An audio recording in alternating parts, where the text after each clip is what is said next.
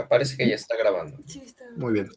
Entonces, ¿cómo le llamamos a este mecanismo? A este de la foto. Mecanismo reciprocante. Mecanismo reciprocante, y en este caso está compuesto por una manivela. ¿Qué segmento es la manivela?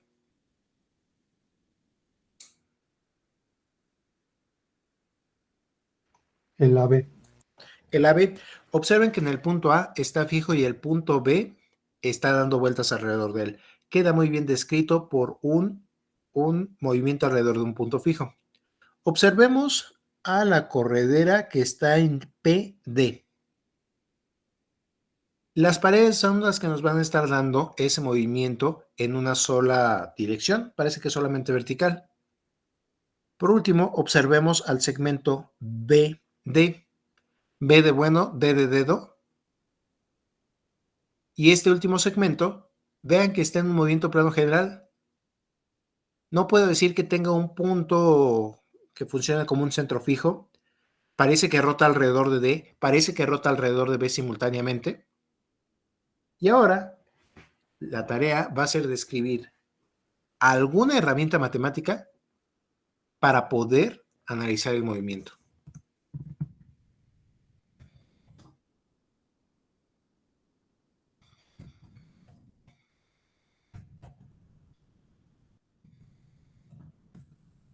Ahorita vamos a estar viendo la parte de cinemática. Observen que no voy a estar viendo qué fuerzas son las que están actuando, únicamente voy a estar viendo la geometría del movimiento. A ver si funciona. Voy a empezar con algún plano conocido. ¿Se acuerdan de los planos cartesianos?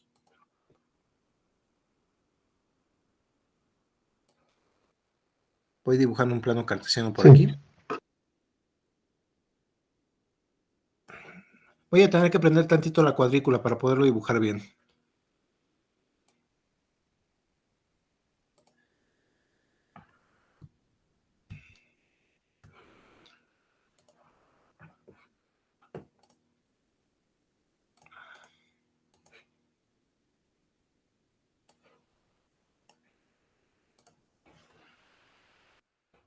Bueno, los planos cartesianos originalmente eran de esta forma.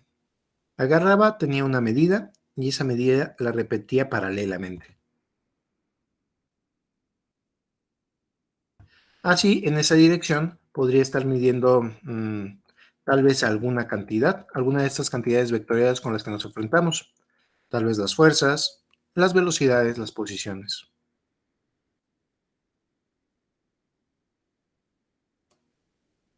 Y ahora, después de eso, ponía otra segunda en otra dirección. Igual tenían que ser paralelas, tenían que estar con el mismo espaciamiento para que pudiera estar midiendo bien.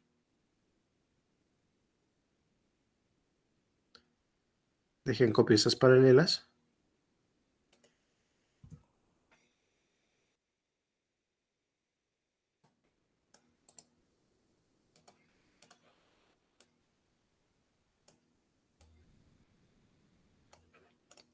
Y listo, ahí está nuestro plano cartesiano. ¿Se parecen a los planos cartesianos que ustedes conocían? No, profesor. ¿Qué le falta? El eje de las abscisas y ordenadas. Ahí están unas y ahí están otras. Hay dos direcciones linealmente independientes. ¿Qué le falta para el sistema coordenado que ustedes están acostumbrados? ¿Que sea ortogonal?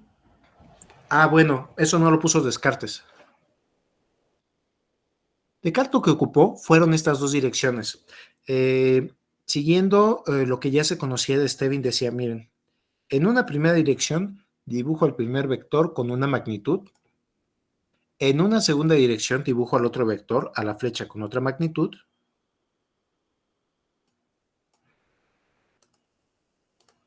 Y entonces vean que el plano, todas esas rayitas que colocamos, ya describen muy bien cómo se va a hacer este paralelogramo o suma vectorial.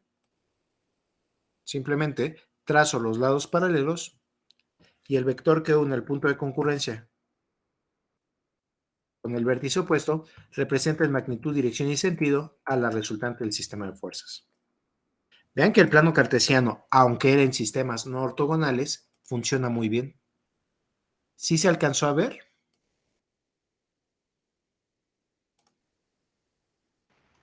Sí. Bueno, entonces los planos cartesianos funcionaban muy bien, describían muy bien estas fuerzas, pero ustedes están acostumbrados a otra combinación. Esto funcionaba muy bien con los dibujos, pero ocurría un pequeño problema. Las dos direcciones no son tan linealmente independientes. Para que fueran linealmente independientes ya en lo que tenemos de concepto moderno, les falta que sean ortogonales. Esta fue una primera descripción, el plano cartesiano.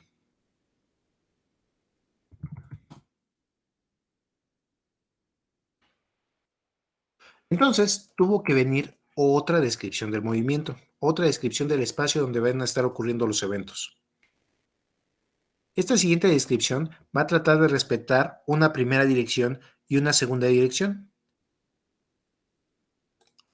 Va a estar más conectado con el concepto de vertical horizontal o simplemente perpendicular.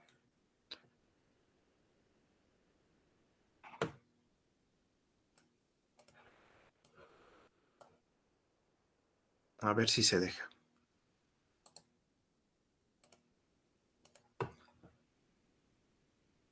Después del plano cartesiano, voy a ver una primera dirección horizontal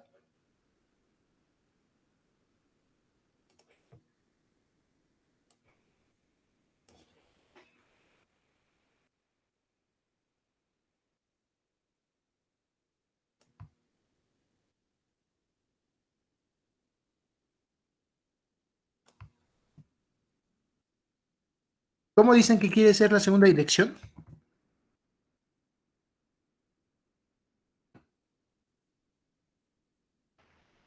Ortogonal. Ortogonal. Bueno, ortogonal es un concepto ya moderno. Sería perpendicular. Para los primeros conceptos que tenemos era perpendicular. Pero estoy de acuerdo, es ortogonal. Aún más, sería linealmente independiente. Entonces, trato de seleccionar a todos estos cuerpos, de poner todas estas líneas, y las voy a tratar de girar 90 grados.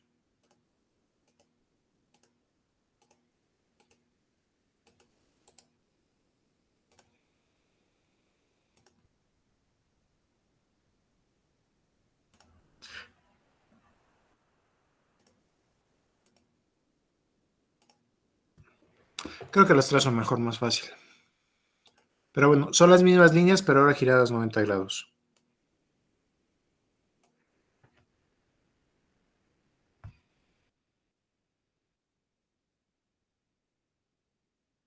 Ahora sí tenemos un plano en direcciones ortogonales o simplemente perpendicular.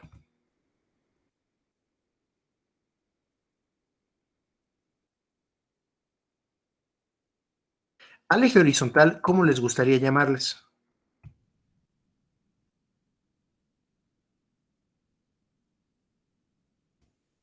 Al eje vertical, ¿cómo le llamarían? Mucho cuidado, no se vayan a sorprender con la siguiente descripción. Pero resulta que aquello que indicaba hacia dónde estaba el positivo en horizontal, le llamaron el eje de los reales.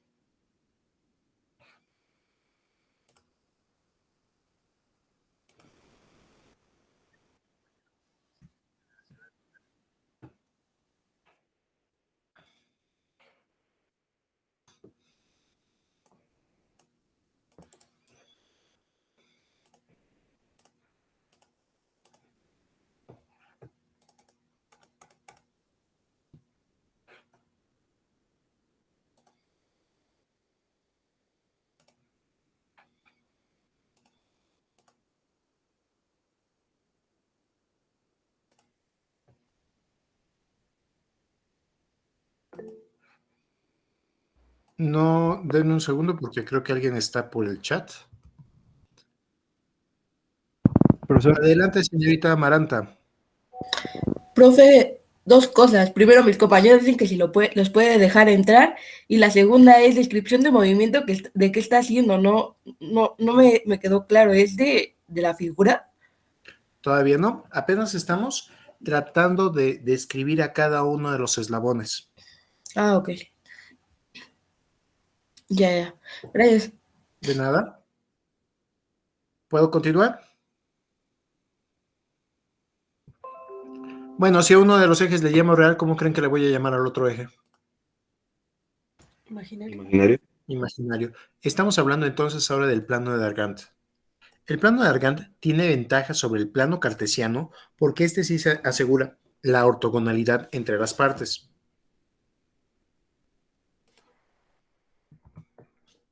Dentro de este plano de Argand, vamos a poder estar describiendo, déjenme encuentro la ley mayúscula, FG, HHH, y listo. En este plano imaginario vamos a poder estar describiendo esas mismas flechas de allá arriba, pero ahora ya no se trata simplemente del concepto de flecha, de esa flecha que representaba Stevin o Descartes, sino ahora se va a representar como un número imaginario.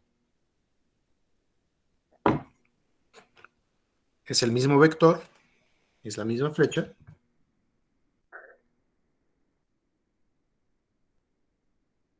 pero ahora como un número imaginario. En esta descripción como número imaginario, vean que los reales solo se combinan con los reales y los imaginarios solo se combinan con los imaginarios. Resulta que uno es independiente del otro.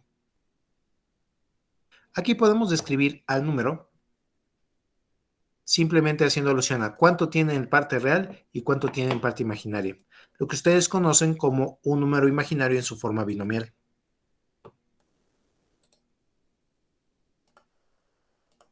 ¿Sí se acuerdan de esos números imaginarios binomiales?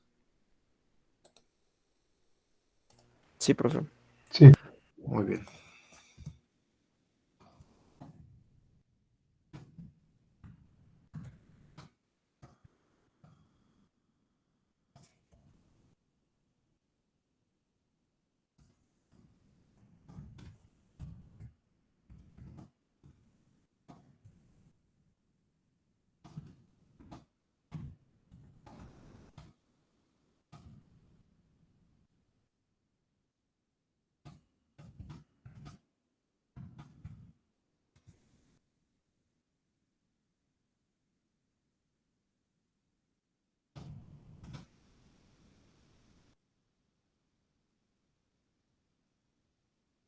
Entonces, la primera, una posible versión para describir este movimiento plano, un vector en un plano, es por medio de la flecha en el plano cartesiano.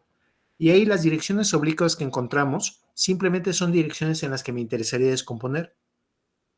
Recuerdo que tengo múltiples descomposiciones, depende si está una horizontal y la otra 30 grados, será una descomposición. Si está una horizontal y la otra 60 grados, será otra descomposición. Si está una horizontal y otra vertical, más bien estamos cayendo al concepto de número complejo.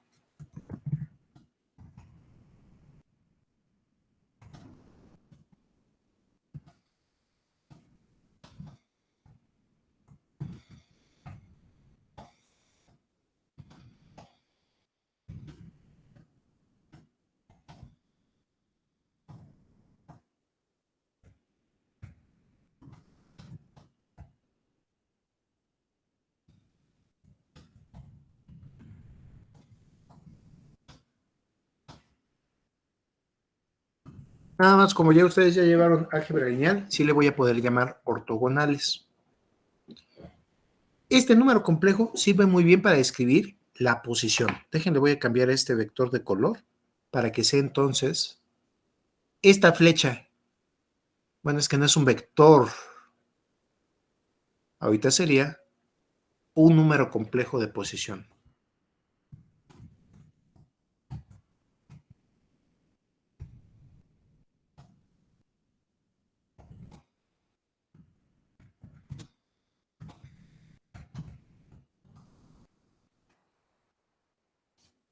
Sí, puedo estar marcando entonces a partir de un origen cómo está la posición del siguiente cuerpo, la posición de la siguiente parte. En la forma binomial quedaría bien fácil.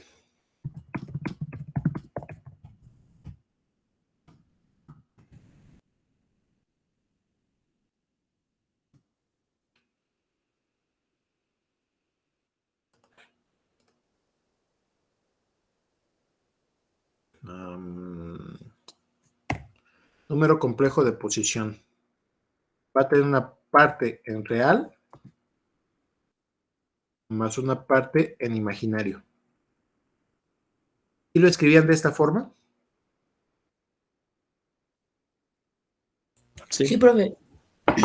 Voy a estar utilizando entonces como número imaginario aquí, ahí, y vean que ya quedó perfectamente descrito ese vector, aunque no es la única forma de describirlo. Aquí, con esta descripción en reales y en imaginarios, puedo encontrar fácilmente la velocidad, la aceleración, todas sus características cinemáticas. ¿Cómo llegaría al número imaginario de velocidad? ¿Qué es la velocidad? La derivada de la posición respecto al tiempo. Entonces aquí tendría que ver la derivada de el número imaginario de posición al tiempo. Por suerte, observen qué pasa con el eje real. El eje real no cambia de dirección, siempre queda hacia el mismo lado. Lo único que puede cambiar ahí es cómo va describiendo a X al tiempo. Eso va a estar multiplicado ahí por un 1 real. Mientras tanto, del otro lado, independiente,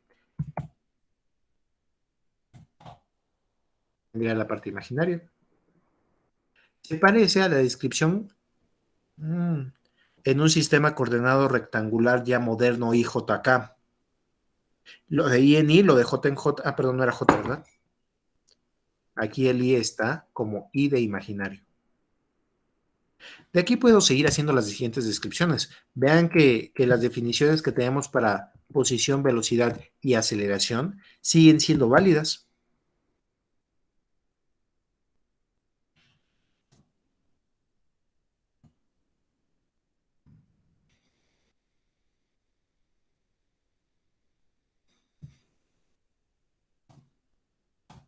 Lo que ocurre en parte real más lo que ocurre en parte imaginaria.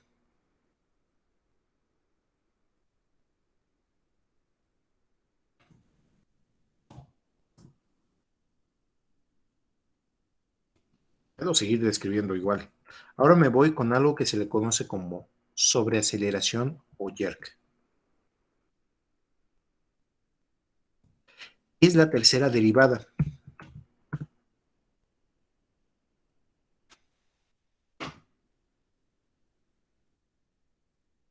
Me va a estar diciendo cómo cambia la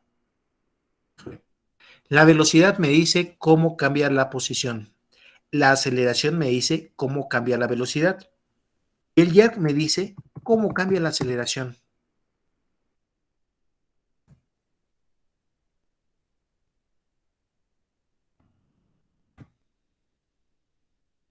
Como la aceleración y la fuerza están conectados, aquí vería cómo es que está cambiando la fuerza.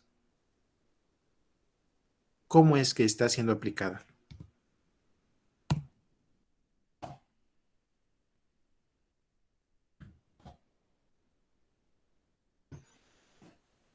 Voy dándoles nombres entonces a cada uno de estos números complejos.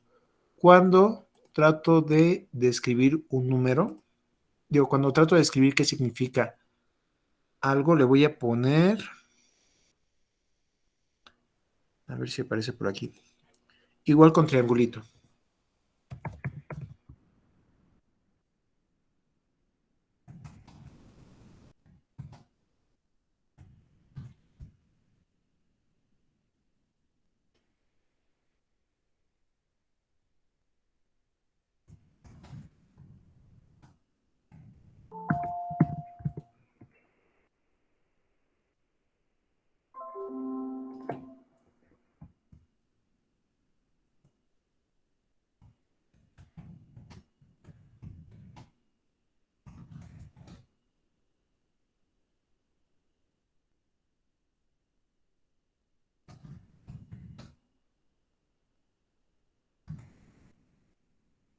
¿Sí se entiende cada uno de estos números complejos?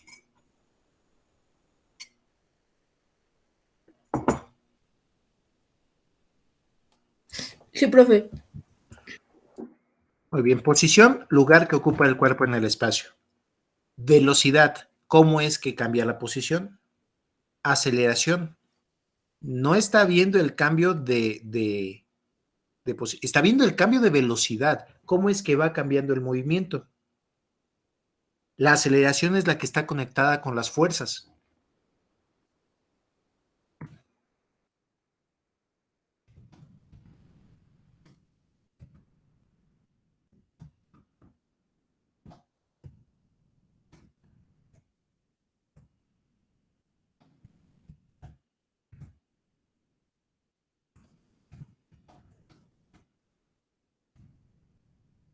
La aceleración está conectada con las fuerzas. Eso viene de la segunda ley de Newton. Pero ahora la sobreaceleración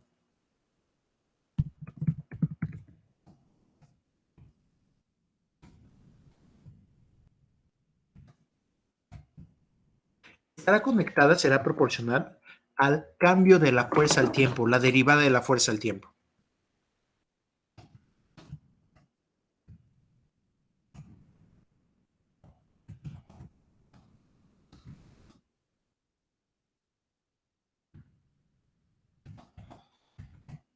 A esta sobreaceleración, en algunos textos le llegan a llamar sacudimiento, en otros, como en este curso, le vamos a llamar jerk.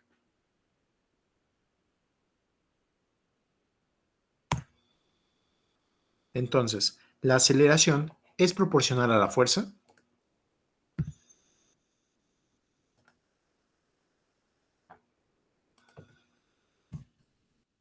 Claro, la constante de proporcionalidad será por ahí la masa. No sé en qué lado lo voy a colocar, pero sé que la constante de proporcionalidad es la masa. Y ahora, derivando al tiempo. El jerk o sobreaceleración, pues la masa sale como constante. Esa constante de proporcionalidad se va a mantener. Entonces, si derivo a la aceleración, derivo a la fuerza. ¿Vamos bien hasta ahí?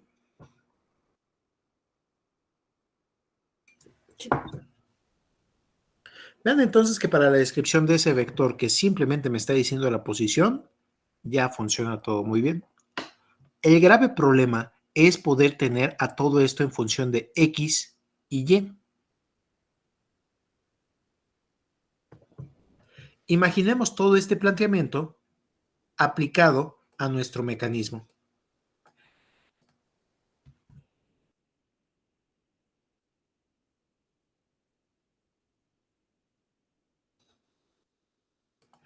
Dos segundos.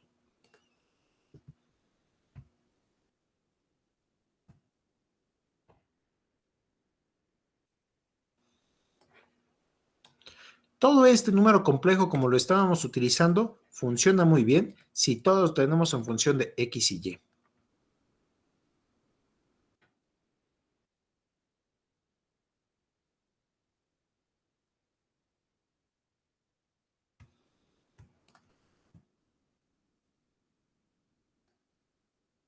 Y el problema es justo ese.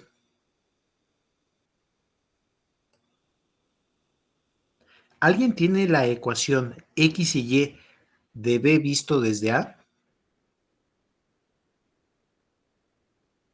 Lo más que puedo decir de B visto desde A, de este vector que trataría de describir, pues tal vez sea su longitud.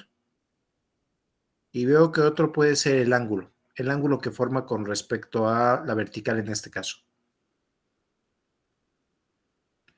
Pero no veo la ecuación X y Y de cómo se está moviendo el extremo. Vamos a ver si tengo la ecuación X y Y del otro segmento. No, peor. Primero necesitaría conocer cómo se está moviendo el punto B para después desde ahí describir cómo se está moviendo el punto D.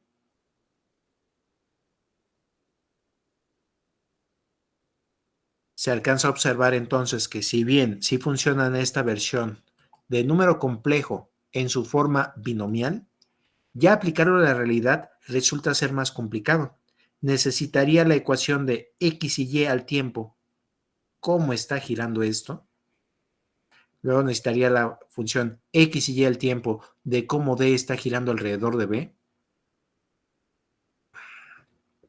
Sí se veía bonito. El problema es que lo veo poco aplicable. Necesitamos plantear estos vectores de otra forma. En lugar de utilizar su forma binomial en x y y, parece que me va a estar conveniendo el utilizarlo en otra forma. Algo que me describa la longitud y el ángulo que forma. ¿Cómo puedo escribir a este mismo vector utilizando ahora la longitud y el ángulo que forma con alguna referencia? Con la forma de Euler. ¿Con cómo? Con la forma de Euler para los números complejos. Forma de Euler para números complejos. Para describir entonces las posiciones de una forma más natural,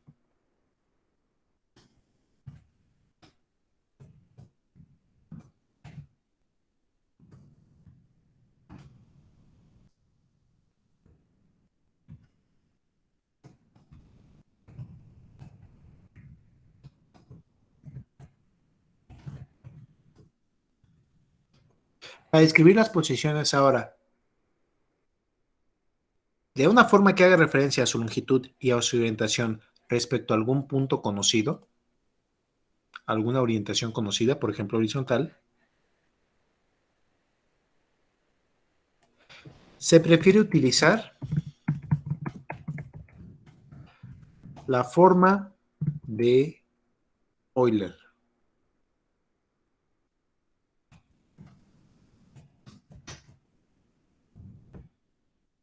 La forma de Euler para un número complejo. Es el mismo vector de posición y sigo estando en los imaginarios.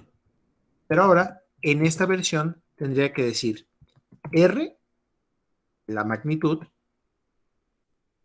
E a la teta I.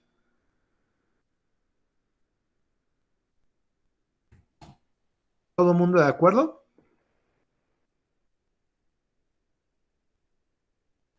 Sí, profe. Muy bien. Solo tengo que hacer algunas correcciones aquí. El teta, ¿desde dónde se mide? A partir del eje de los reales. En donde entonces R describe la magnitud.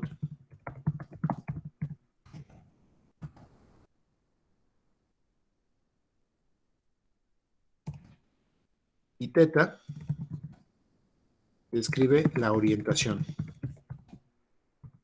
a partir del eje real como referencia. Entonces se ve muy bonito aquí el ángulo teta de arriba de nuestro ejercicio, pero no nos serviría para nosotros, porque nosotros el ángulo teta que estaríamos tomando sería el que forma esto con la horizontal, con el eje real. Es el mismo vector, solo estoy exagerando para que lo alcance a ver. Y entonces a nosotros nos interesa la orientación que forma con el eje real.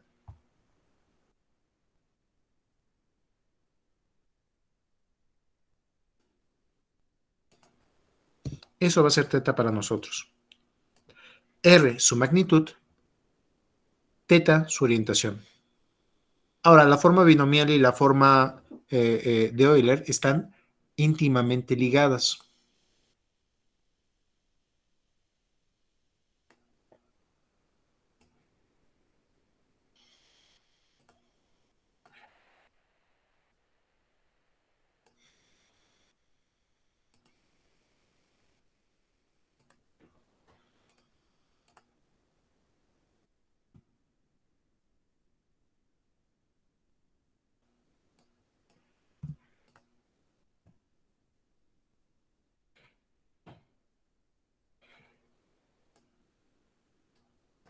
Nada más es para que deje el esquema completo. ¿Requieren algún tiempo para dibujar o puedo continuar?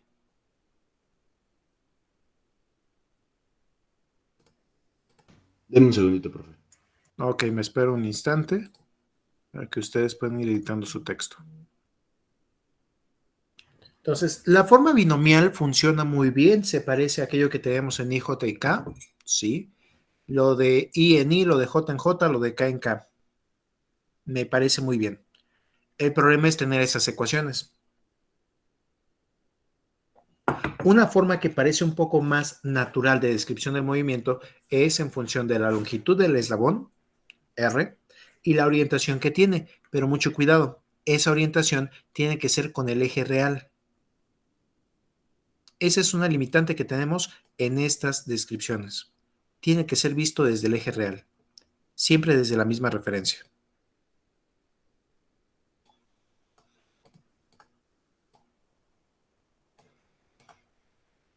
R, magnitud, teta, orientación vista desde el eje real.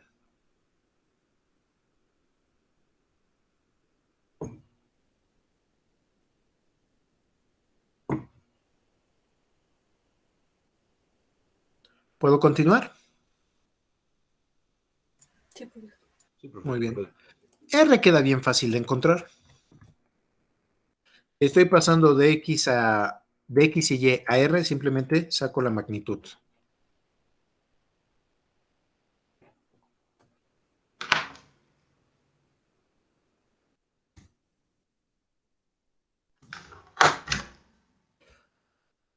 Bueno, si estoy pasando de R a X y de R a Y, es un poquito más complicado.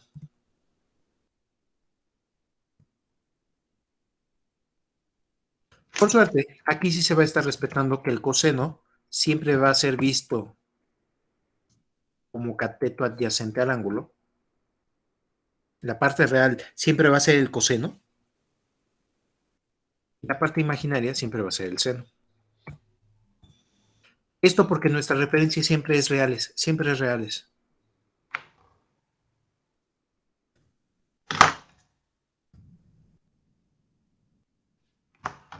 Estamos en un sistema polar realmente. Pero bueno, no puedo decir que sea un sistema polar porque ahorita todavía estoy con los números complejos, estoy en la época de Euler. La última conexión era la tangente del ángulo. Y entonces decía seno entre coseno tangente.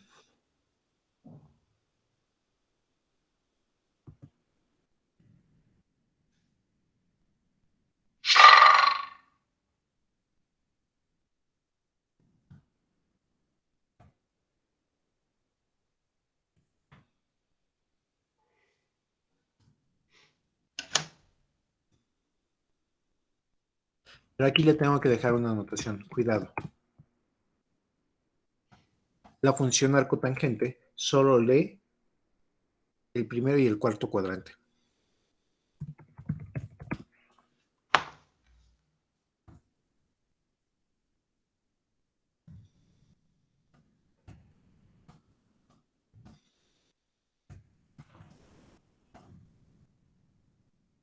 Al igual que la función seno, arcoseno, bueno, arcoseno solo alcanza a leer el primero y el segundo cuadrante, y la función coseno solo alcanza a leer el primero y el cuarto cuadrante. Si nuestro vector se encuentra en el tercer cuadrante, voy a tenerme que fijar en los signos de X y Y.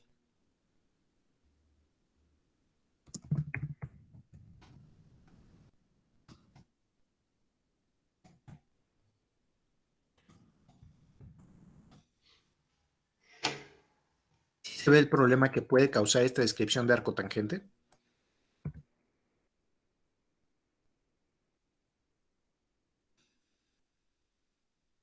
Solo tengamos cuidado cuando lleguen a hacer algún ejercicio de este tipo, revisar cuáles son los signos de X y Y.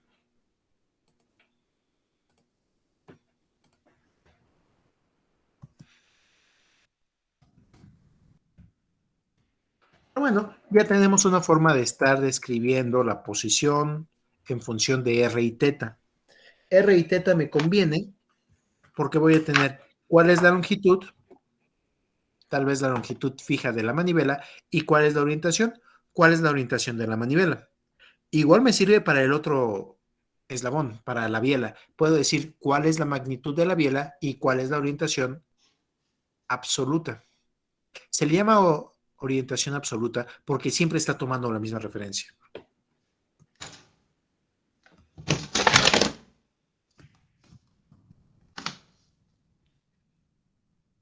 Muy bien, ya tenemos al número complejo posición. ¿Cómo llego a la velocidad?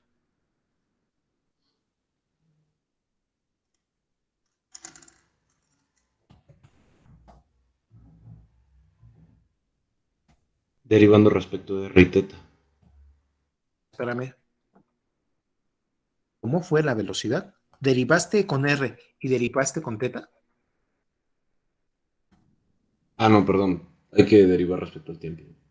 Hay que derivar respecto al tiempo. Entonces, nuestras definiciones van a ser exactamente iguales a las que ya teníamos anteriormente.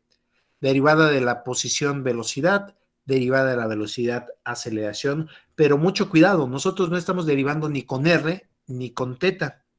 No estamos derivando respecto a esos parámetros. Nuestro parámetro con el que vamos a derivar, es el tiempo.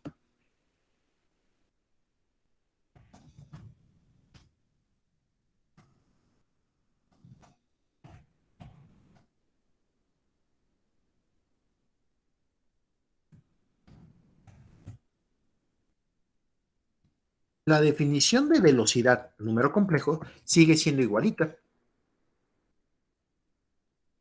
Solo que ahora vean cómo es lo que tenemos que derivar. Tenemos que derivar a R y a E teta. Y estas las tenemos que derivar al tiempo.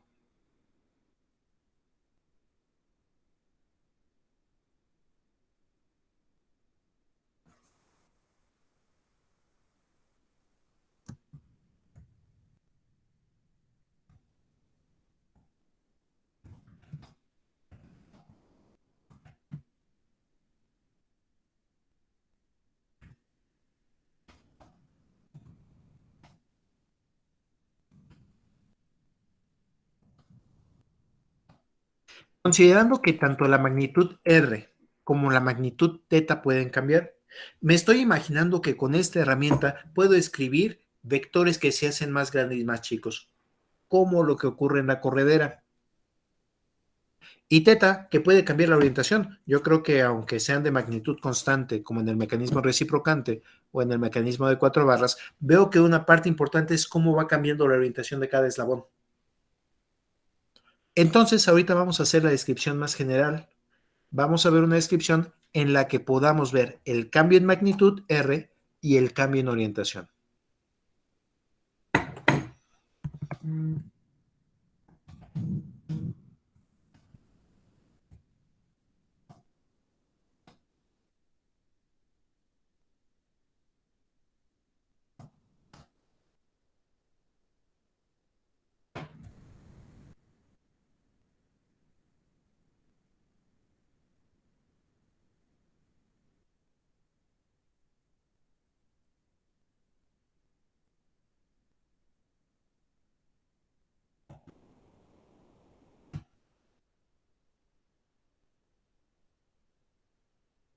Y entonces, para poder indicar estas derivaciones al tiempo, sobre cada variable voy a colocar un punto.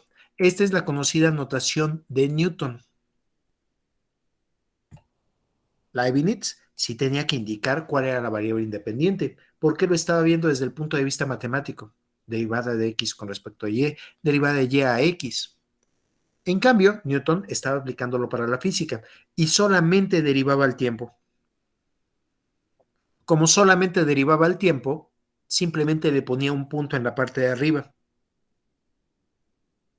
Y por cada punto que le colocaba, significaba una vez derivado, 2 veces derivado, y así sucesivamente. Veamos si podemos derivar a esta posición. O grave problema. Si tanto R como teta pueden cambiar, ¿se alcanza a ver que es una multiplicación de funciones?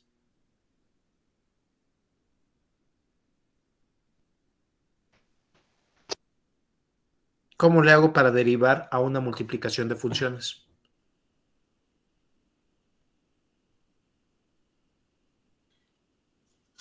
Con la regla de U por B. U por dB más B por du, ¿verdad? Entonces, derivemos a cada una de ellas. En notación de Leibniz se vería de esta forma. Primero tendría que derivar a R y conservo a I. Estoy derivando a la primera y conservando a la segunda.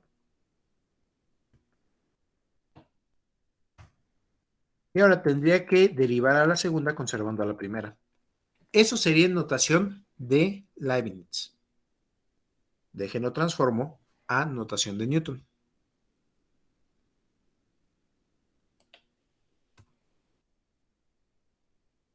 En lugar de poner PR en DT, ¿cómo cambia la longitud? Simplemente le voy a poner R punto.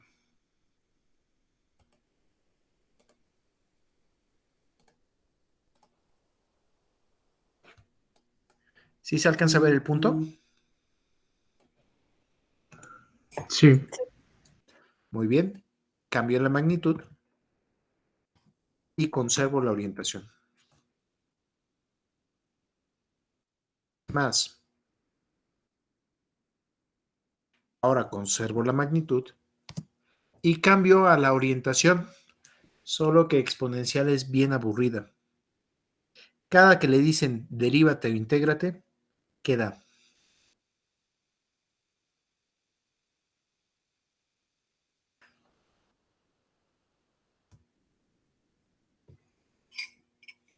Cuando derivo exponencial, queda.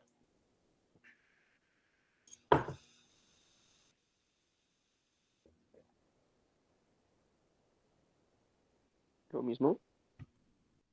Bueno, casi lo mismo. Si hubiera sido e a la t, nos hubiera dado e a la t. Pero observemos que el argumento es distinto.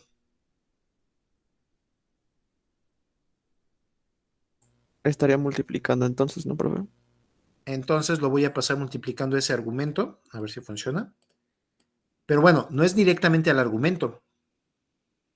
Sería derivada de u con respecto de t. ¿Y qué significaba?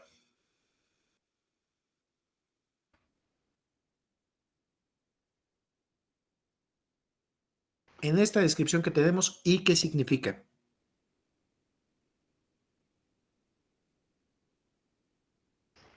La parte ¿Por qué está en imaginaria. eje vertical? La parte imaginaria, mientras que teta es la orientación. La parte imaginaria, vean que sale como una constante.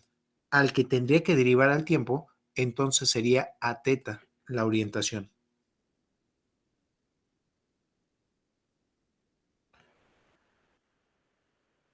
Todo esto, lo que va a quedar dentro de paréntesis, es la derivada de a la teta i al tiempo.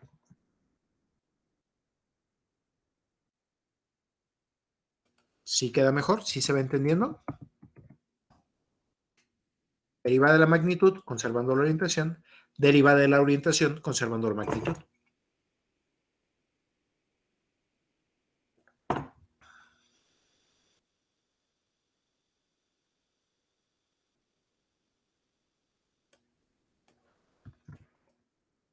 A R punto le llegan a llamar velocidad arrastre o velocidad interna. No, creo que es más conocida como velocidad de arrastre.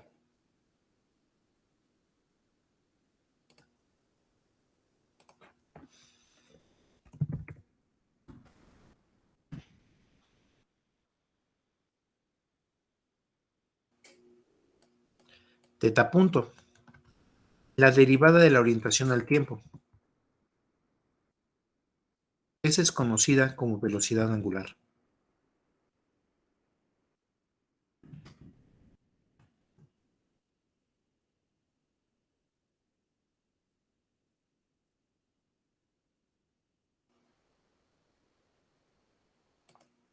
Ya me acordé que también como le llaman a R punto.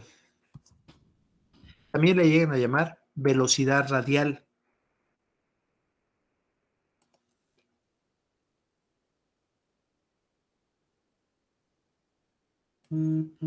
Y a R teta punto le llegan a llamar velocidad transversal.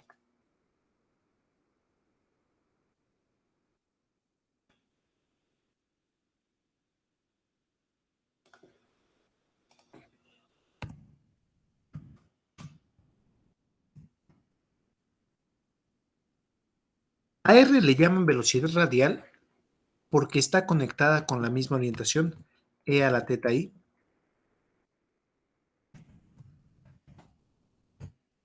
Vean que este es el que me está indicando, similar a un vector unitario, cómo está orientado el radio. E a la teta I tiene magnitud 1.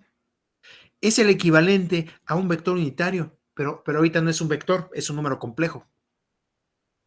En cambio, I E a la teta I.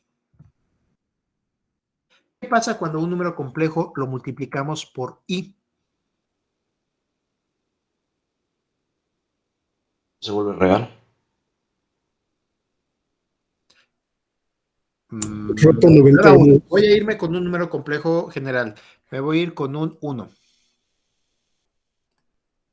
Si tengo un 1, al multiplicarlo por I, ¿qué le va a pasar?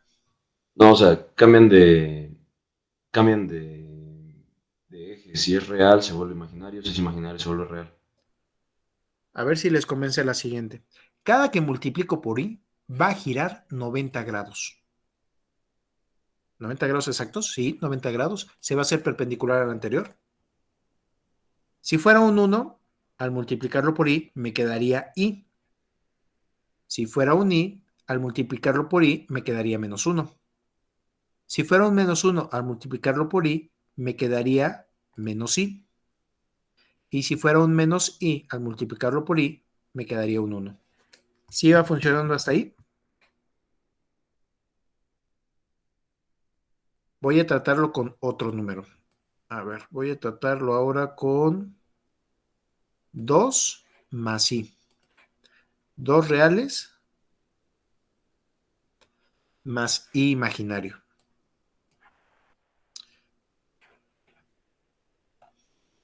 Entonces, teniendo 2 reales más I imaginario, veamos qué pasa.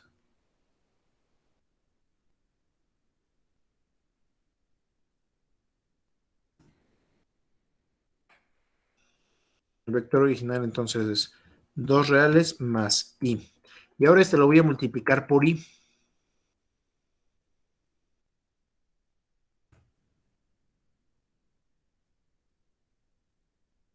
A ver, 2 por I, 2I. Ese quedó fácil.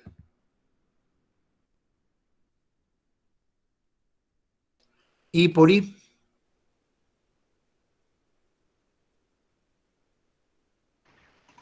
Menos 1. Muy bien, entonces ahora voy a pintar uno que sea 2 imaginarios menos 1 en reales. ¿Sí se alcanza a ver que sí quedaron perpendiculares?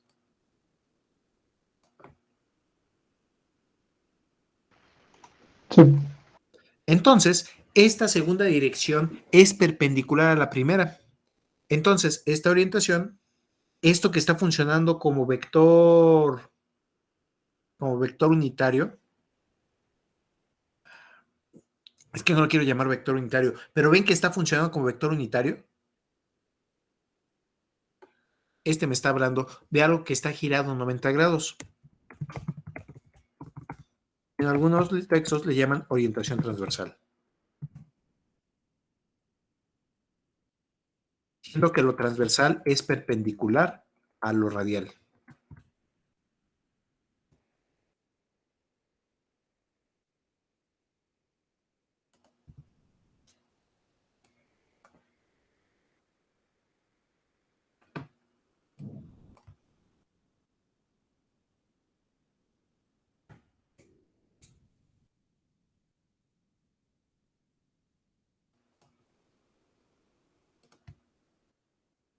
Vean que siempre va a funcionar con cualquier E a la teta I. En cuanto tengamos definida la dirección radial, simplemente multiplicando por I, tengo algo que es perpendicular. Resulta que tenemos internamente un sistema ortogonal, un sistema intrínseco.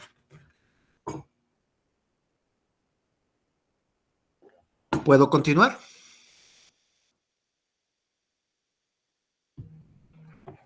A esta parte de repunto le llaman velocidad de arrastre o velocidad radial. R era la magnitud, teta era la orientación, teta punto, la derivada de la orientación al tiempo, la velocidad angular, y a todo este conjunto, a r teta punto.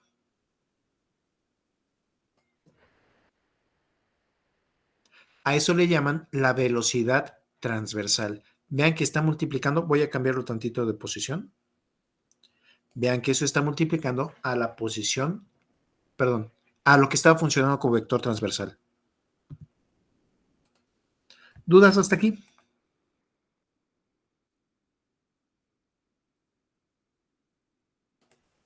¿Puedo continuar? Sí, profe. Muy bien. Listo, ya tenemos la velocidad. ¿Qué seguiría? La aceleración. Sí.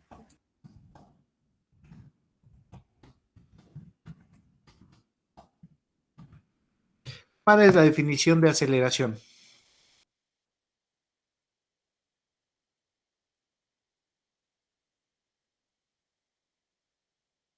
Cambio de velocidad La con deriva- respecto al tiempo.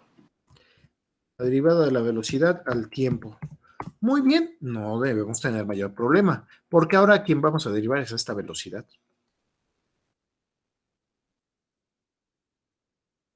Perdón que aparezca así, pero tenemos que derivar al tiempo a todo esto.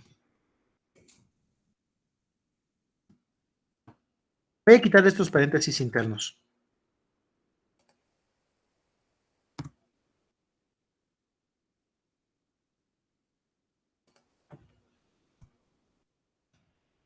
De todas maneras, se ve que viene una derivada un poco extensa, porque veo que puede cambiar r, puede cambiar e a la teta i, puede cambiar r punto, puede cambiar teta punto. Creo que lo único que va a salir ahí como constante es i. ¿Sí alcanzan a ver qué es lo único constante dentro del sistema? Sí. Muy bien, vamos a irnos derivando poco a poco. Lo voy a pintar en colores para que se alcance a ver bien cada parte. Derivando. Y voy con el primer elemento. Tanto cambia la magnitud de la velocidad de arrastre o velocidad radial, como cambia la orientación. Entonces, lo primero que voy a derivar va a ser a r punto. Derivada de r punto.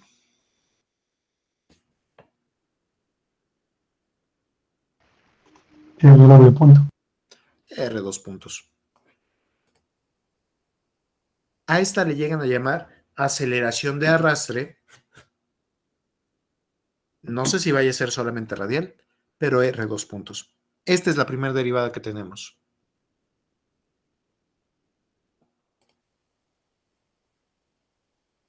¿Sí se alcanza a ver bien el color verde? Sí. Muy bien. Más. Ahora tengo que derivar a la segunda parte. R punto lo perdón.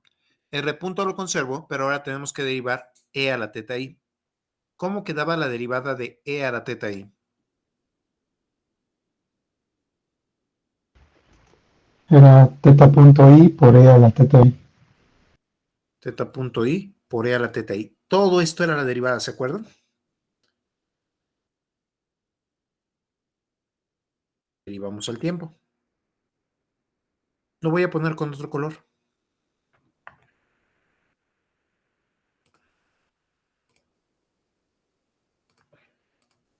Estas dos son la derivada de la primera parte. Derivamos a la magnitud conservando la orientación. Derivamos a la orientación conservando la magnitud. Veo que hay una parte en radial y otra parte en transversal.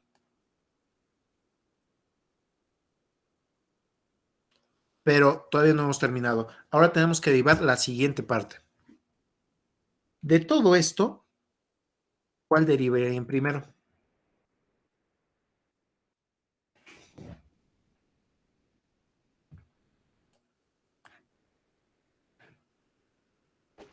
R. R. Entonces R, que era la magnitud, nuevamente va a aparecer como R punto.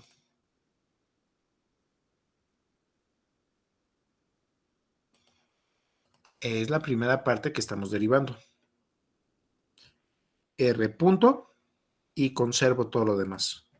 Pero mucho cuidado, no solo puede estar cambiando su orientación, no solamente puede tener una velocidad angular, la velocidad angular puede cambiar.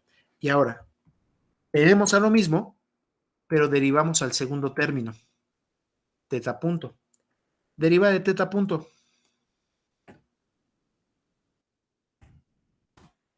Teta 2 puntos. Teta 2 puntos.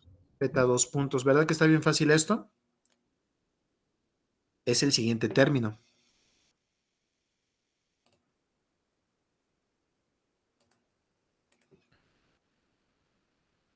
Ahora, por último, otra vez, tomo a toda esta parte, pero nos falta cambiar la orientación. R, ya lo considero un constante. Teta punto, ya lo considero como constante. Y, esa sí es una constante. Y ahora tengo que derivar E a la teta I. Derivada de E a la teta I.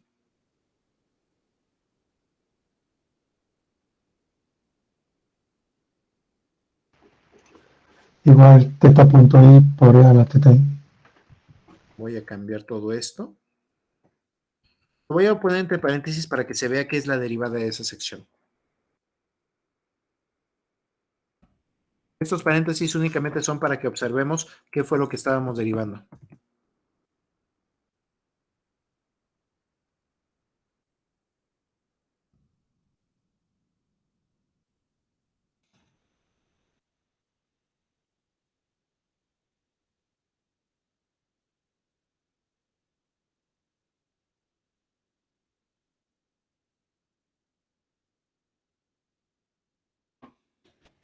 Esto solamente fue para que podamos observar qué parte fuimos derivando. Ahorita van a desaparecer en el siguiente paso. ¿Vamos bien? ¿Se va entendiendo? Sí. Muy bien. Me espero a que terminen de editar su texto. ¿Cuánto tiempo? ¿Puedo 3 continuar? segundos. 2 segundos.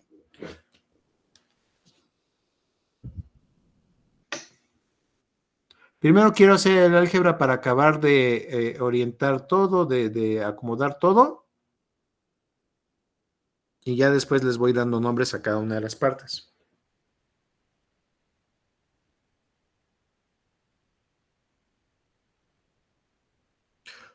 Una cosa que se me hace simpática en cada una de estas partes.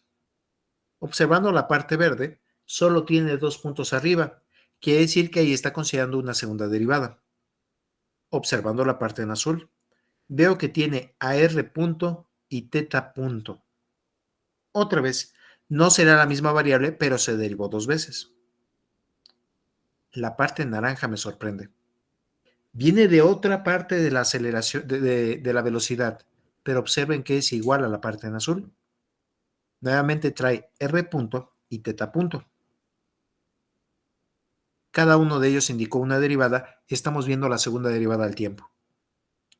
En la parte en amarillo veo que la segunda derivada está actuando directamente sobre teta punto, teta 2 puntos. Y en la última viene de una forma aún más extraña. Teta punto por teta punto al cuadrado. Cada una de las secciones muestra que es una segunda derivada porque tiene distribuidos los 2 puntos de derivación de Newton. ¿Puedo continuar? Sí. Muy bien. Otra vez es describir la aceleración. Pero ahora voy a agruparla en aquello que esté en dirección radial y aquello que esté en dirección transversal.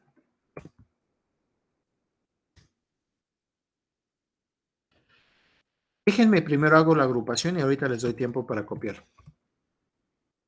Primero, aquello que esté en dirección radial y luego aquello que esté en dirección transversal. En dirección radial aparece esta aceleración.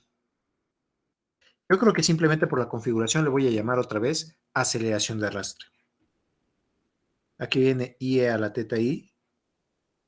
De aquí tendré que tomar R punto por teta punto. Peor aún, viene dos veces. Una de la parte azul y otra de la parte naranja. Voy con la siguiente parte. R teta 2 puntos. Esta queda en dirección transversal.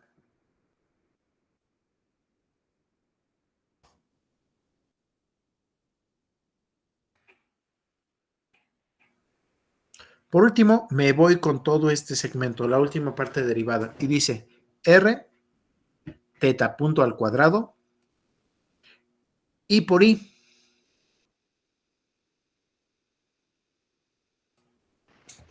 -1. Menos 1. Y de ahí sale este signo menos 1.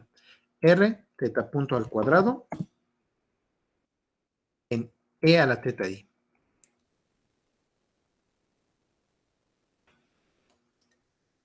¿Sí se alcanzó a ver cómo se armó esta ecuación?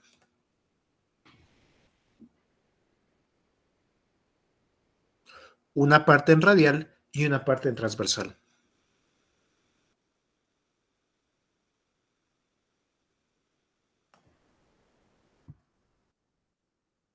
A toda esta sección, a R2 puntos menos R teta punto al cuadrado, se le llama aceleración radial.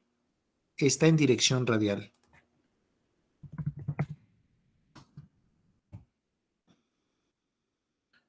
Solamente a la parte de R2 puntos se le llama aceleración de arrastre.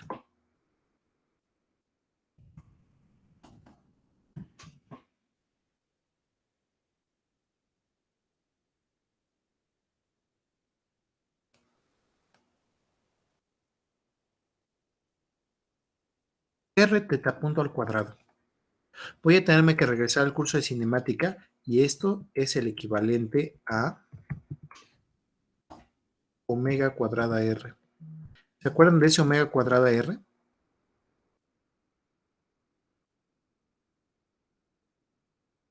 Es la aceleración angular, ¿no, profesor? No, no es la aceleración angular. Omega es la velocidad angular. Es la aceleración que siempre está viendo. En lugar de irse hacia R, hacia el punto, siempre está viendo hacia el centro. ¿Cómo le llamaban a esa aceleración que siempre ve hacia el centro? Aceleración normal.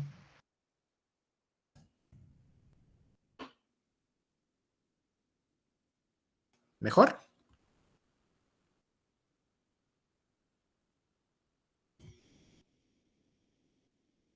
Es el equivalente a la aceleración normal, omega cuadrada R. Ven que tiene la misma forma, nada más que ya con el signo hasta me indica que está viendo hacia el centro. Omega cuadrada, velocidad angular al cuadrado, por R. ¿Vamos bien?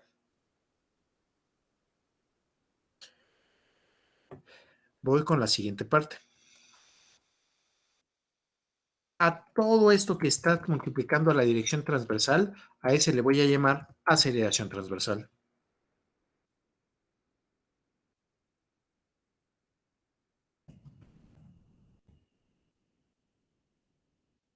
Pero la aceleración transversal está compuesta de dos partes. Una parte que sería equivalente a derivada de la velocidad angular.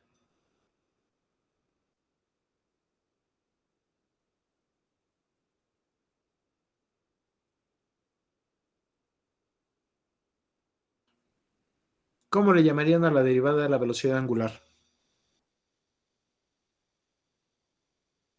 Aceleración angular. Aceleración angular por R. Entonces, a esta pequeña parte le voy a llamar aceleración angular. ¿Cómo cambia la velocidad angular? Y a esta parte que es el equivalente a alfa por R, ¿cómo le llamarían?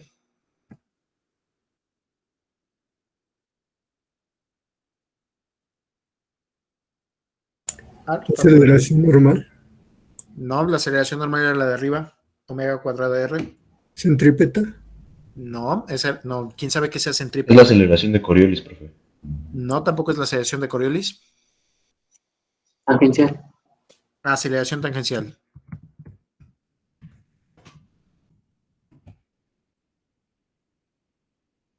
Esta sería equivalente al alfa por R. Profe, ¿está mal decir centrípeta? Sí, porque centrípeta, la única fuerza centrípeta que encontró Newton fue la gravedad, y esa centrípeta era que indicaba hacia el centro. Resulta que al descomponerla ya en versiones radiales y transversales, solamente queda como una aceleración en dirección R. Resulta que es esta. Toda esta aceleración radial es la aceleración centrípeta. Gracias. Si se tratara de una trayectoria completamente circular donde no cambiara el radio, la aceleración normal sí sería la centrípeta. Pero ve que aquí estamos con un modelo más general. Esta me podría explicar las trayectorias no circulares.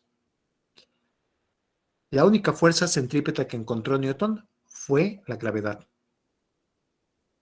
Por eso es que prefiero no utilizar aquí el término centrípeto, porque no estoy viendo aquí fuerzas de gravedad directamente. Aquí estamos analizando el movimiento en general. ¿Mejor?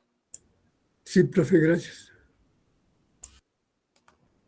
Más dudas, por favor.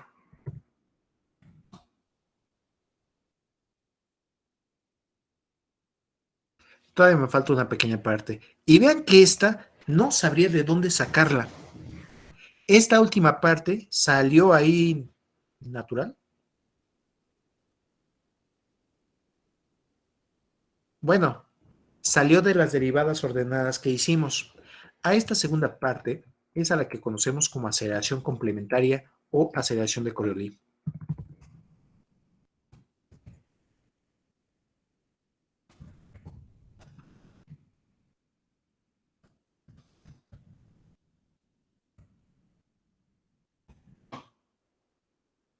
Aceleración complementaria o aceleración de Coriolis.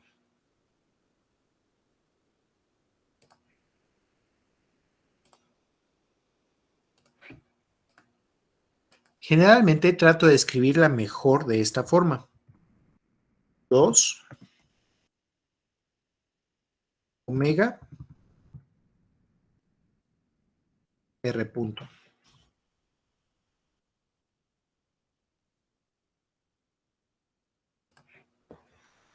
Y me voy a pasar a la vista general para dejarles copiar por un instante. ¿Les parece bien?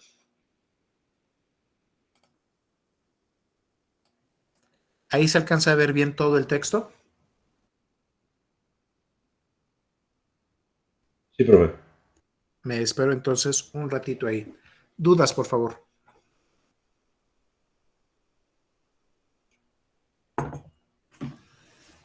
En esta descripción como número complejo en su forma de Euler, veo que me da una descripción más fina del movimiento. No solo me dice qué está pasando en X y Y, sino veo cómo se está alargando y cómo está cambiando el alargamiento del cuerpo, la aceleración de arrastre.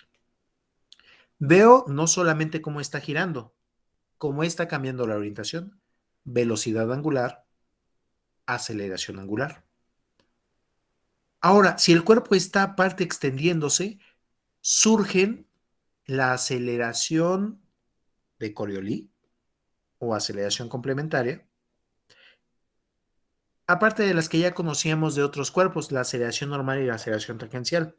Si el cuerpo es de longitud constante, solo aparecen la aceleración radial, la aceleración normal y la aceleración tangencial. Si R es constante, solo aparecen la aceleración tangencial y la aceleración normal.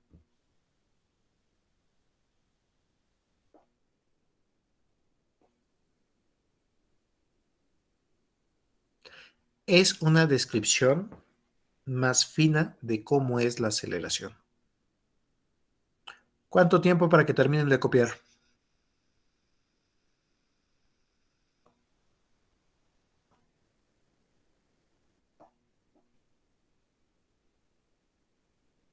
Unos segundos. Ok, me espero, no hay ningún problema. Profe, dijo que si R era constante, solo aparecía la aceleración normal y tangencial, ¿verdad? Correcto. Observa que si R es constante, R dos puntos no aparece. Y en dirección radial solo aparece la aceleración normal hacia el centro de la curva. Si R es constante, R punto no aparece. Desaparece la aceleración de Coriolis y solo me queda la aceleración tangencial perpendicular a normal. Gracias, profe. De nada. Pero ese es un caso particular. Más al rato los vemos como casos particulares. ¿Qué pasa si la orientación es constante? ¿Qué pasa si la longitud es constante? ¿Y qué va a pasar si los dos son constantes? Son diferentes casos.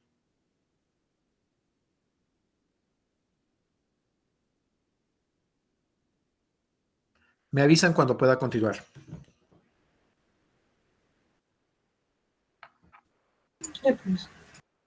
¿Alguien más que todavía tarde en copiar? ¿Ya puedo cambiar?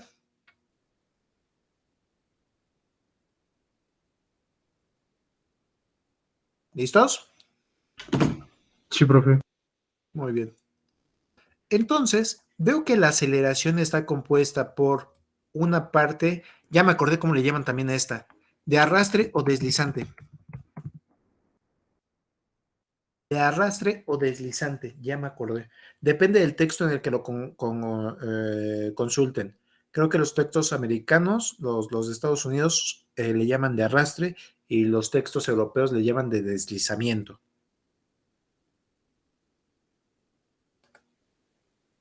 La normal, el equivalente a omega cuadrada R, menos R teta 2 puntos. No, teta punto al cuadrado.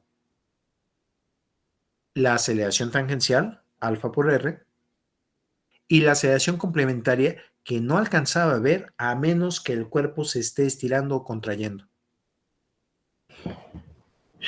Pero todavía tenemos los siguientes problemas. A ver si funciona.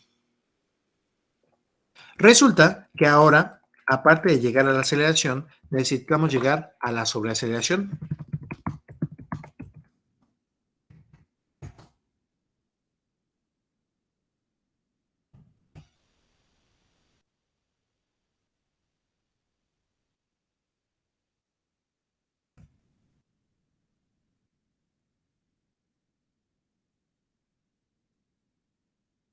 Para llegar al cálculo de jerk o sobreaceleración, se vuelve a derivar al tiempo.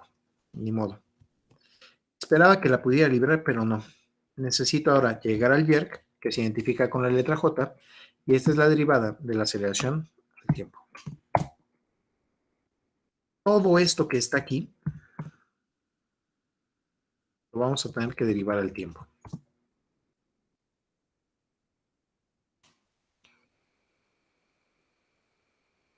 Solo para hacerlo más fácil, déjenle aplico distributividad.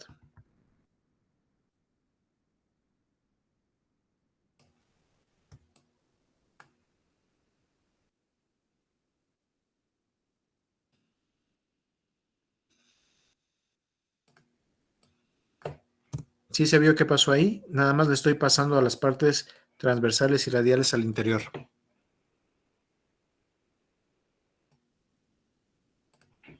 Otra vez.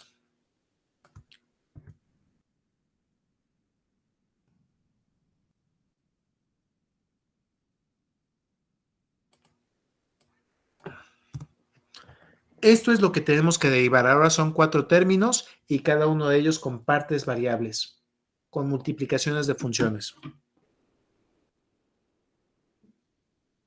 RE a la teta I, la deslizante en dirección radial, menos omega cuadrada R, la normal en dirección radial, la 2 R punto teta punto, la de Coriolis en dirección transversal, R teta 2 puntos, la aceleración tangencial en dirección transversal.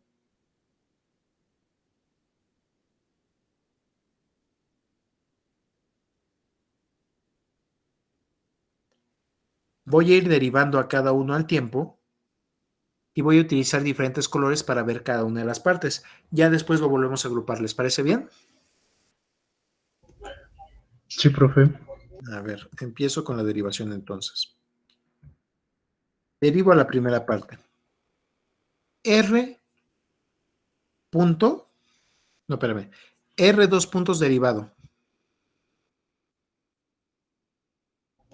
R3 puntos. R 3 puntos.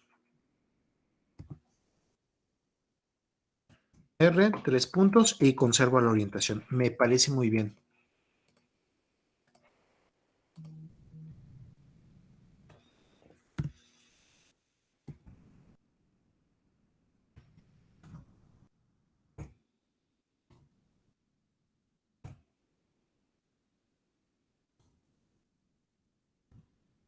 R, 3 puntos, E a la teta I. Primera parte.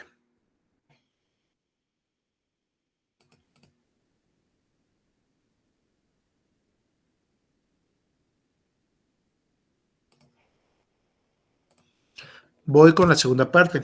Ahora tengo que derivar a la orientación. El R, 2 puntos se conserva.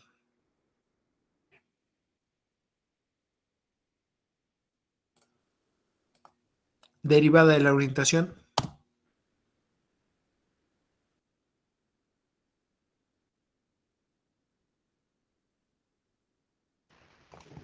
Es teta punto I por E a la teta I. Teta punto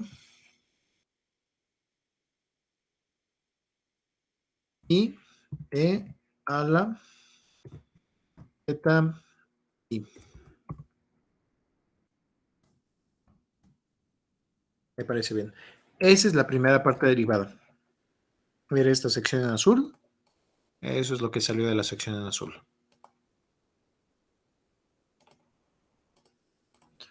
Voy con la siguiente parte. El menos lo llevo arrastrando. De modo.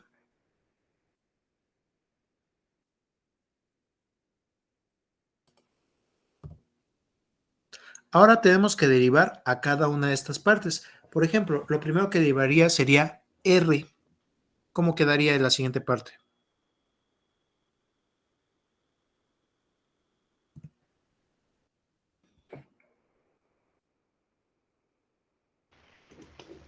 Quedaría menos R punto, teta punto al cuadrado por E a la teta I.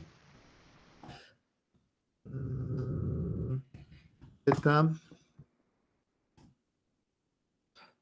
punto al cuadrado por E a la teta I. ¿Correcto? Derivamos al primero y conservamos a todo lo demás. Menos, el signo lo sigo conservando. Derivada, bueno, el R lo conservo. El E a la teta I lo voy a conservar, pero ahora necesitamos la derivada de teta punto al cuadrado. Derivada de teta punto al cuadrado.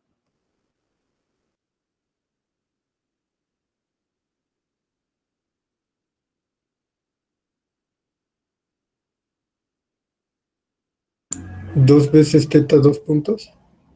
No, espérate. ¿Dos veces? Sí, porque estamos derivando a teta punto al cuadrado. Teta Sí. punto, ¿no? Teta punto. Dos veces teta punto. Espérense, pero ustedes derivaron con respecto a teta punto. Por teta 2. Por teta 2 puntos. Por teta 2 puntos. Tuvieron que hacer una derivación implícita. Ahí va otra vez. Derivada de teta punto al cuadrado sería 2 teta punto. Y luego tenemos que derivar el argumento. Teta punto al tiempo. Teta 2 puntos. Por E a la teta I.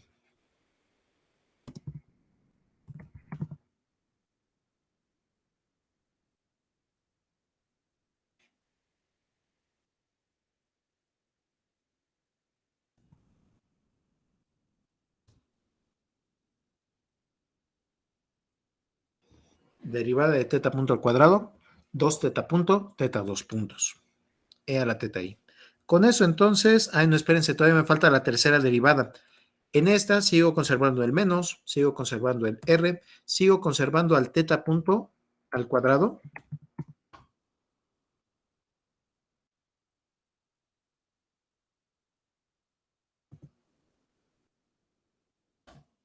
Pero ahora tengo que derivar, híjole, a E a la teta I. Esa ya me la estoy aprendiendo. Derivada de E a la teta I.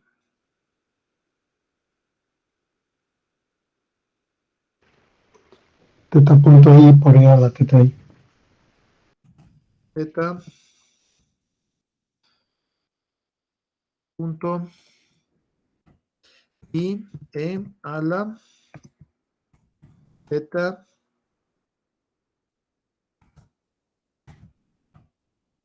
I. Todo eso fue la derivada del segundo término. Ahorita hacemos el arreglo, no se preocupen. Ahorita los acomodamos en partes radiales y partes transversales. A ver si sale algo más interesante. Vamos con la siguiente derivada.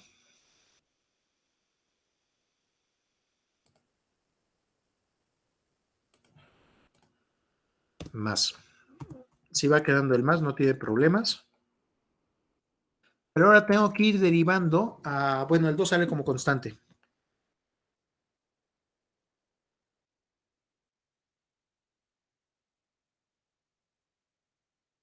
Derivada de R punto.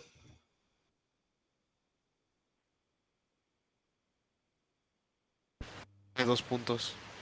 R2 puntos. Yo me acuerdo que ya vi otro R2 puntos. A ver si los alcanzamos a asociar. Bueno, a ver si los alcanzamos a asociar que todos tengan el mismo contenido. R2 puntos y conservo todo lo demás.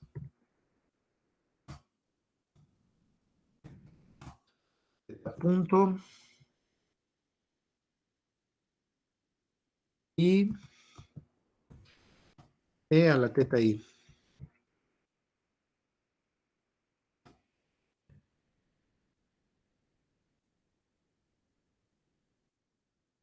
Todo lo demás lo conservamos. El 2 ya lo traíamos acumulado por la aceleración de Coriolis.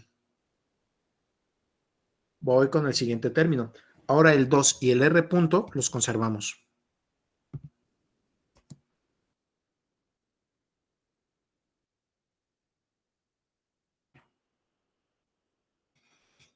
A quien tenemos que derivar ahora es a teta punto.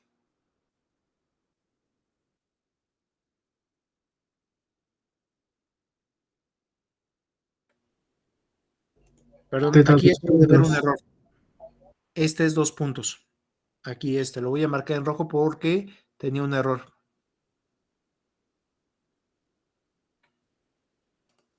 Esa parte. Ahí encontré un error No es cierto, sí estaba bien, ¿verdad? Esa fue la derivación, perdón. Teta 2 puntos, ¿verdad?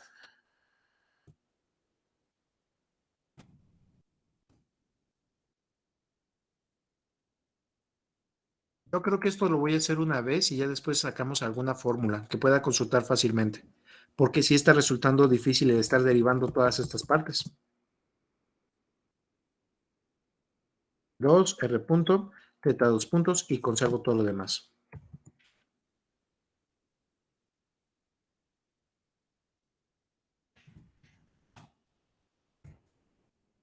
¿Vamos bien? Sí, profe. Muy bien. Más. El 2 sale como constante. El R punto sale como constante. El teta punto sale como constante.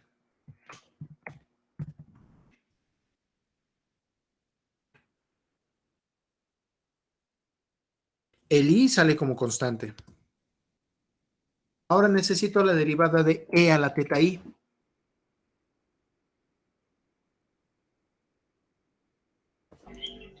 Teta I punto por I por E a la teta I. Teta punto I.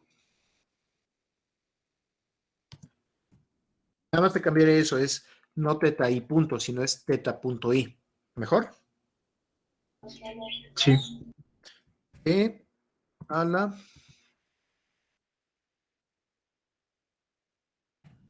teta I.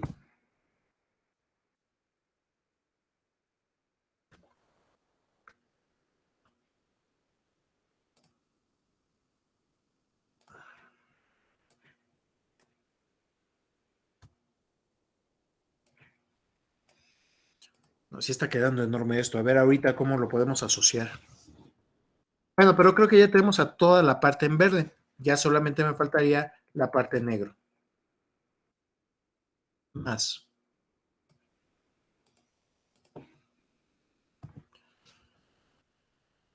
Bueno, esta queda fácil.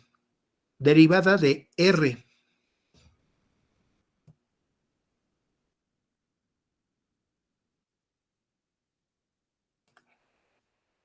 Y todo lo demás lo conservo.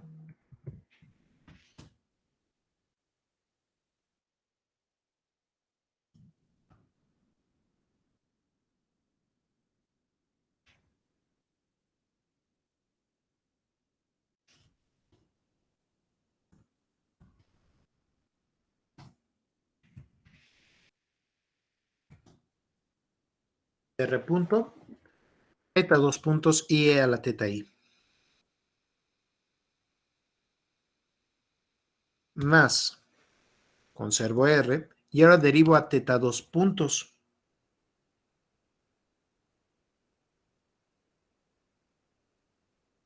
Teta 2 puntos. Derivada de teta 2 puntos. Teta 3 puntos. Teta 3 puntos. Este va a ser conocido como yerca angular.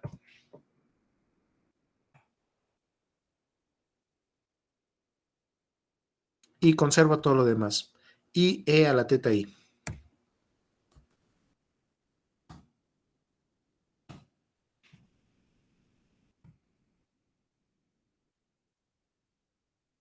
Más. Ahora conservo a R, a teta 2 puntos,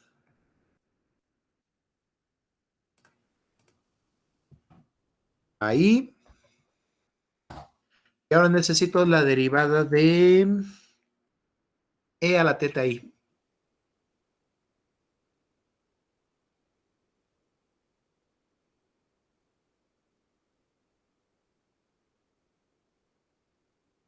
Teta punto I por E a la teta I.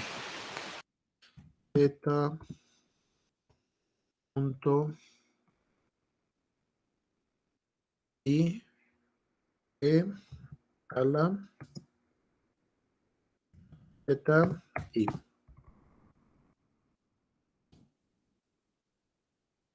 Ahorita hacemos las simplificaciones requeridas. Por favor, revisen que tengan todo completo.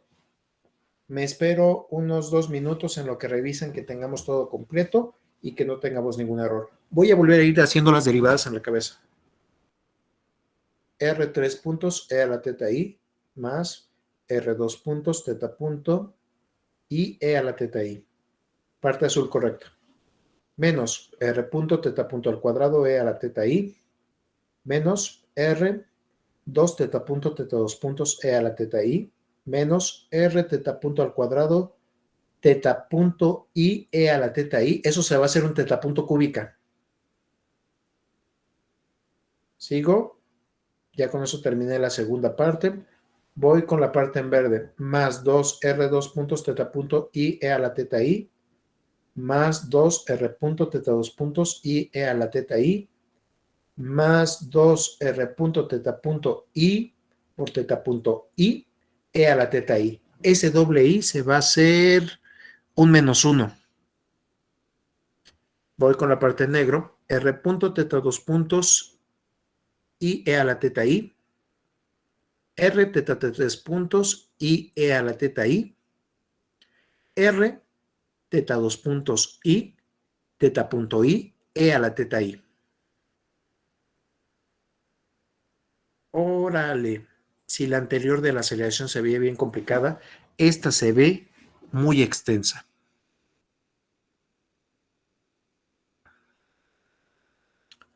Como factores comunes estoy viendo E a la teta I, parte radial, y E a la teta I, parte transversal. ¿Sí se alcanzan a ver qué son los factores comunes?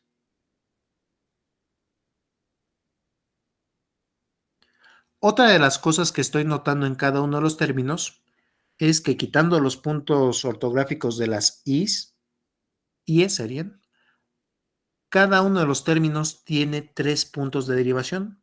R 3 puntos, R 2 puntos, teta punto, R punto, omega punto, teta punto, teta 2 puntos, teta punto, teta punto, teta punto, R 2 puntos, teta punto, R punto, teta 2 puntos, R punto, teta punto, teta punto, R punto, teta 2 puntos, R teta 3 puntos, R teta 2 puntos, teta punto.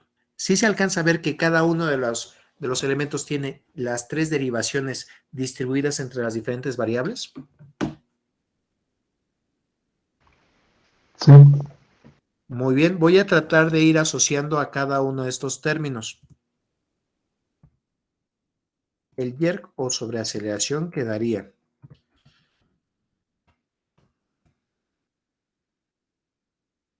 R en 3 puntos, E a la teta I.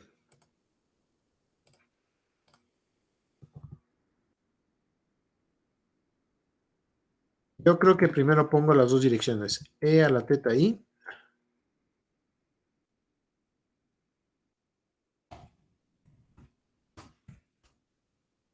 y la otra dirección I, E a la teta I.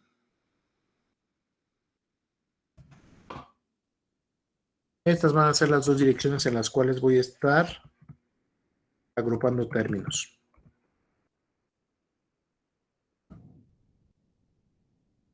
Dejen, vamos llenando poco a poco y el primero sería R 3 puntos, E a la teta I.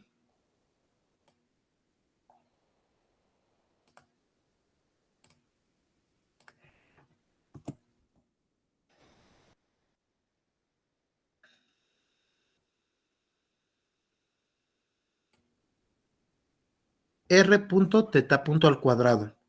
Pero yo me acuerdo que vi uno igualito por aquí adelante. Acá está. No, no es ese.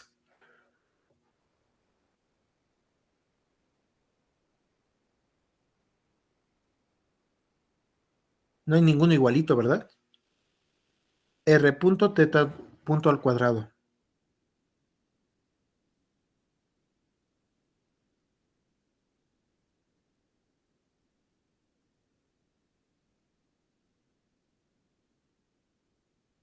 Sí, aquí está, ya lo encontré.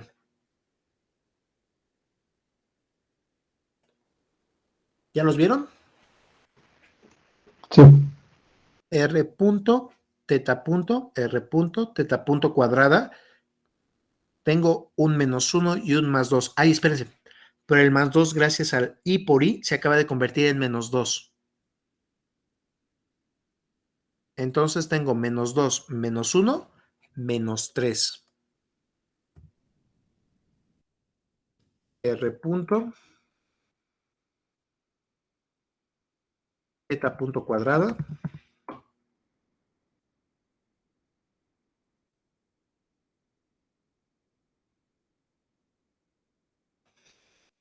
R punto, teta punto al cuadrado. E I a la teta I. Es toda esta sección. Este y este.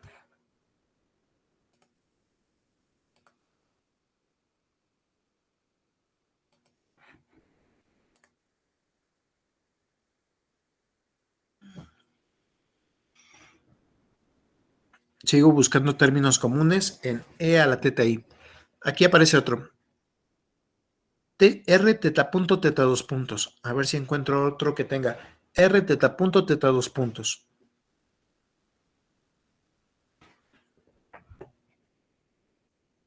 Y aquí está el otro.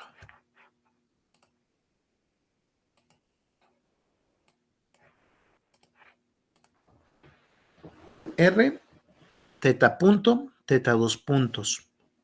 Uno ya llevaba 2 y el otro trae un I por I, un menos 1. Otra vez me queda un menos 3. ¿Sí se alcanza a ver? Sí, Menos 3, R, teta punto,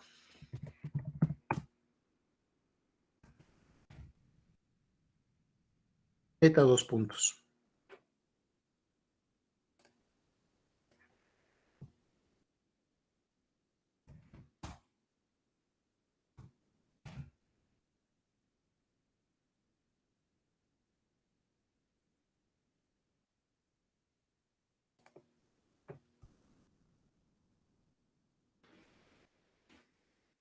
Por E a la teta I.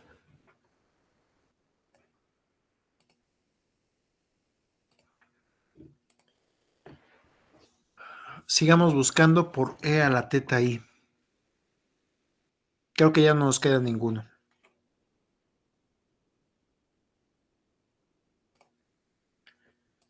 Estas secciones fueron las que compusieron a lo que está ocurriendo en dirección radial, E a la teta I. R 3 puntos, menos 3 R punto teta punto al cuadrado, menos 3 R teta punto teta 2 puntos.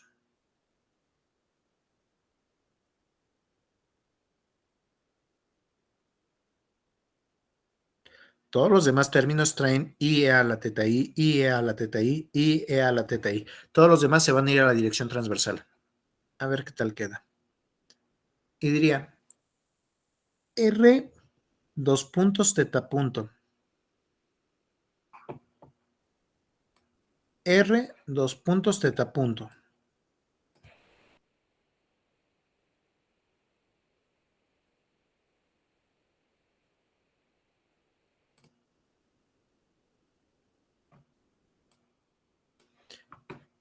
R 2 puntos teta punto.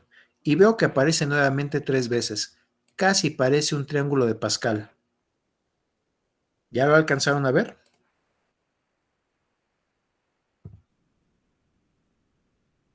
Es R 2 puntos teta punto.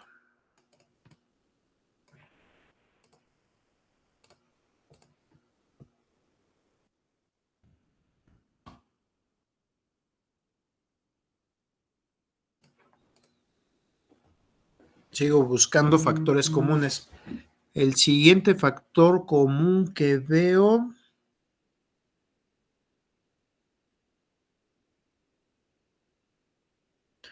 a ver si estoy bien. 2 R punto teta 2 puntos. Más otro por acá. 3 R punto teta 2 puntos. ¿Sí está bien este último factor? Sí, profe. Sí. Más 3 R punto teta 2 puntos.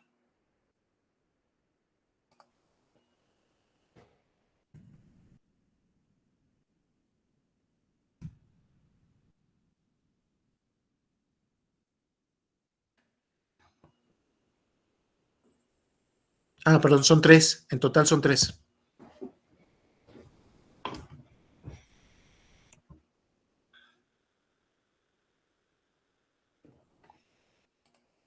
Más R teta 3 puntos. Y ese sí no veo ningún factor común.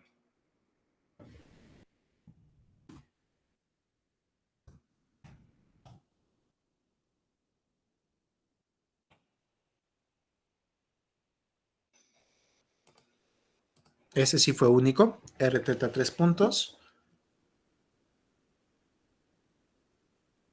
Todavía me queda por aquí un menos, ni modo. Menos R teta punto. Pero este teta punto viene al cubo. Por favor, revisen que no haya hecho mal el álgebra.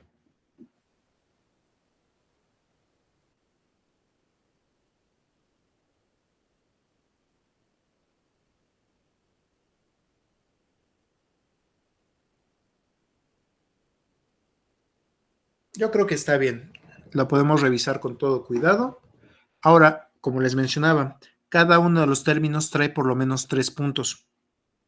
R 3 puntos, R teta 3 puntos, R 2 puntos teta punto, R punto teta punto al cuadrado, teta punto teta 2 puntos, R punto teta 2 puntos, teta punto al cubo. Y como pareciendo un triángulo de Pascal, pero no necesariamente un triángulo de Pascal, tenemos factores 1, 3, 3, 1. Se parece al triángulo de Pascal, pero no es un triángulo de Pascal. Solo encontramos los factores 1, 3, 3, 1, 3, 3, 1.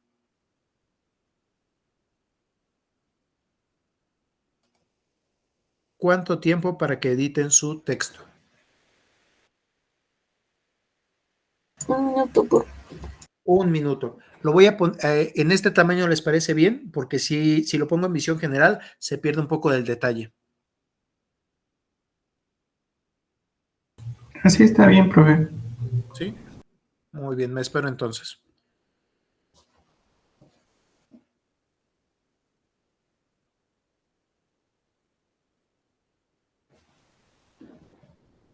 Según los físicos, todavía podría calcular la cuarta, la quinta y la sexta derivada.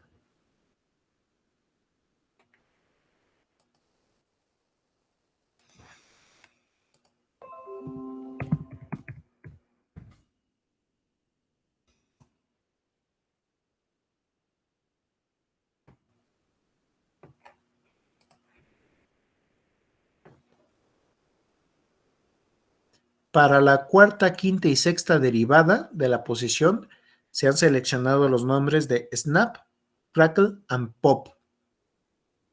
Esos eran los personajes de algún serial de hace muchos años.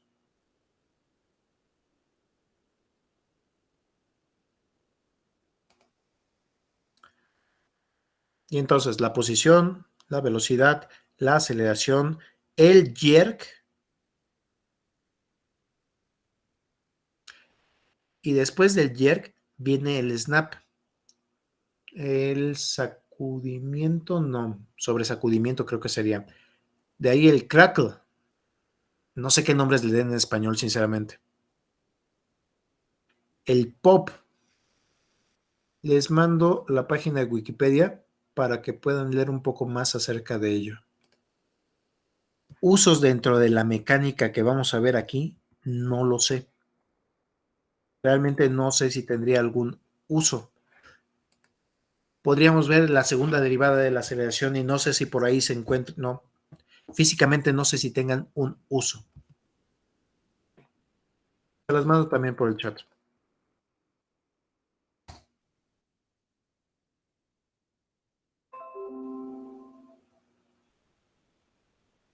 Siguen las mismas reglas, siguen derivando igualito.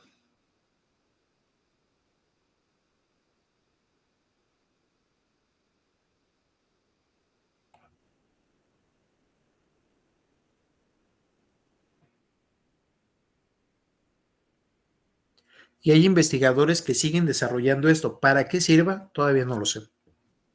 Tal vez para algún aspecto de control electrónico más adelante pueda llegar a servir, pero no recuerdo que tenga alguna aplicación práctica.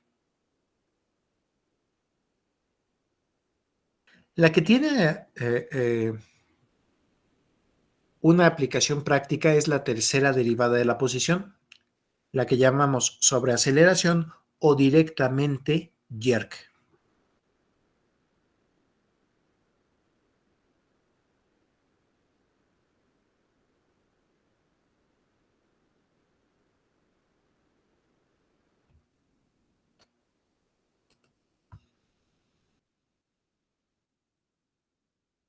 ¿Un minuto más?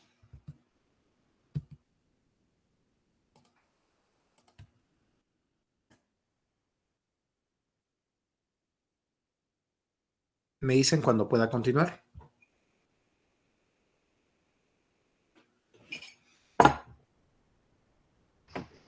Ya, profe. Ya, profe. Muy bien. Entonces, estas derivadas de aquí, creo que el único que le voy a poder dar nombre, a ver si funciona. Al único que le podría dar nombre sería primero esta parte. Sería la componente. ¿En qué dirección está esta parte?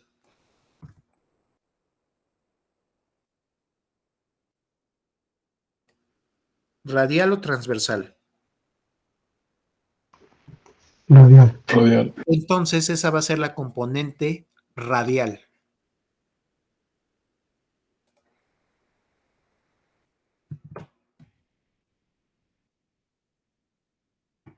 Jerk o sobreaceleración radial.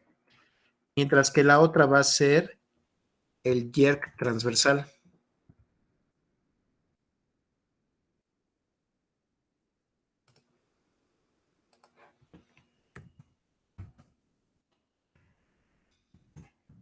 ¿Saben qué? Para que no tengan que estar reescribiendo la ecuación, tal vez les convenga simplemente poner una llave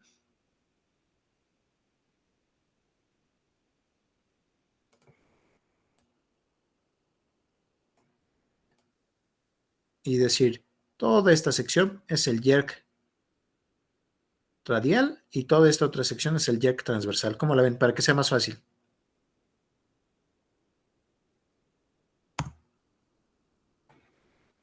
¿Mejor?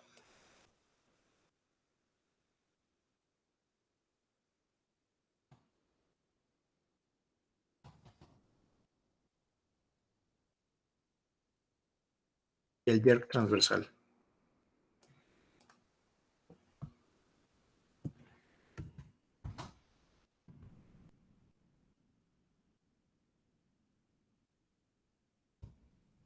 Creo que sí queda mejor así la imagen. ¿Cómo la ven? Ahora, dentro del jerk radial y el jerk transversal, los términos nuevos que aparecen, no alcanzaría a darle nombre a cada una. Vean que aquí ya viene toda la información revuelta. Tal vez solo alcanzaría a darle nombre al siguiente, al R3 puntos.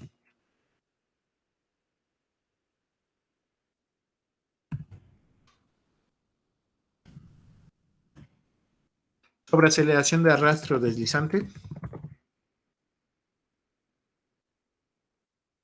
Y al teta 3 puntos. Jerk angular. O sobre aceleración angular.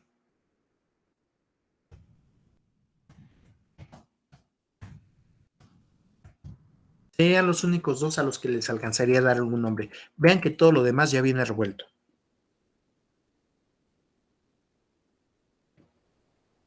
¿Vamos bien hasta aquí?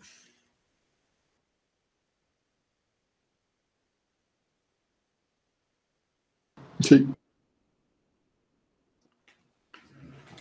Muy bien. Entonces, ahora viene la tarea. Ya hicimos parte del apunte, me parece muy bien, pero ahora vamos a tener que traducir esto.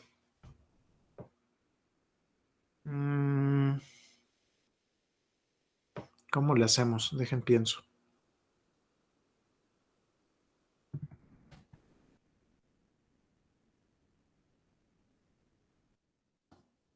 En forma vectorial.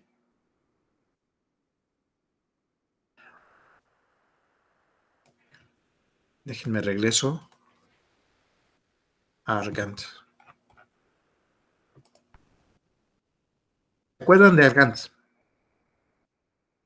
Funcionaba muy bien para el plano, pero cuando se trataba de ir uno al espacio, real funciona, pero imaginario, bueno, solo tengo un imaginario. Y durante mucho tiempo no se pudo avanzar en esta parte del movimiento. Tenían que estar haciendo giros en planos reales e imaginarios y luego cambiaban la orientación del plano y otro giro. Esto para la descripción del movimiento en el espacio. Era una matemática muy complicada para tratar de describir el movimiento en el espacio. Tuvo que llegar Hamilton y plantear lo siguiente.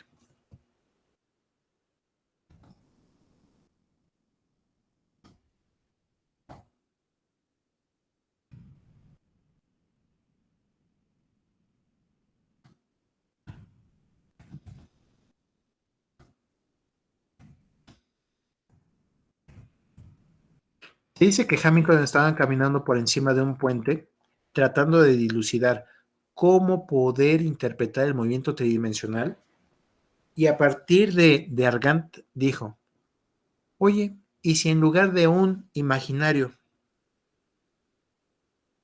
si en lugar de un solo eje imaginario ponemos a 3 ejes imaginarios ortogonales? Bueno, el primer eje imaginario, ese lo voy a seguir llamando el que va en dirección y de imaginario. A otro eje imaginario le voy a asignar otro número imaginario, pero ya no puede ser y. ¿Qué número creen que se le ocurrió? J. J imaginario. Resulta que ese sería el imaginario de sus cálculos en electricidad, el J imaginario. Pero para el tercer número imaginario, dijo uno que sea ortogonal a los anteriores. Y entonces tiene acá. Resulta que el eje real no le fue necesario. El eje real lo podía dejar para el tiempo.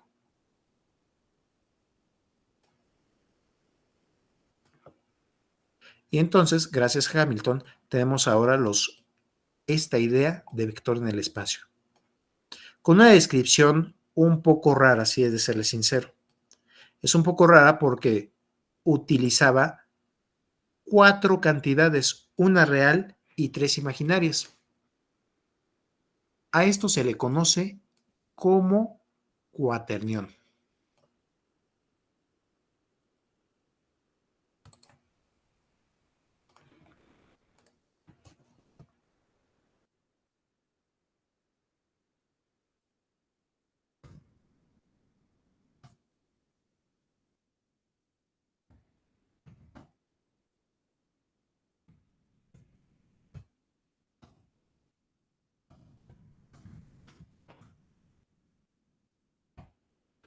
A este número hiperimaginario, ya estamos hablando de un hiperespacio, bueno, vean que cuando sacamos a los reales ya quedamos con 3 dimensiones, el espacio tridimensional.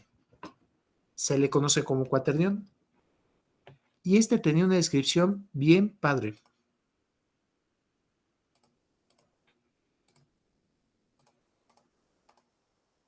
Decía, ahora la oposición podría decir un número imaginario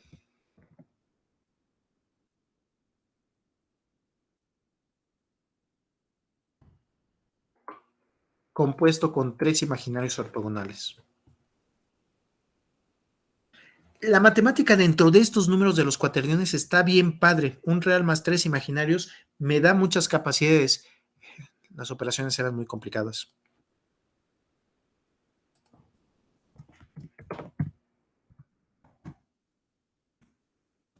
De ahí nos tenemos que saltar a Gibbs, el del cálculo vectorial. Retoma estas ideas de Hamilton.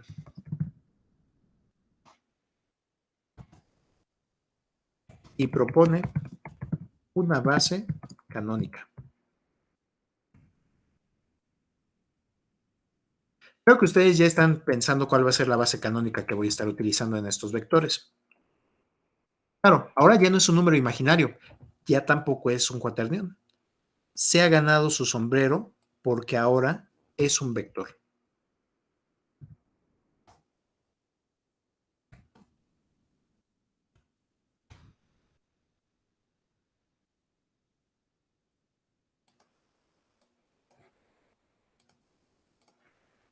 En lugar de que sean números imaginarios, dice, sí, son 3 cantidades independientes, pero ahora son de carácter vectorial.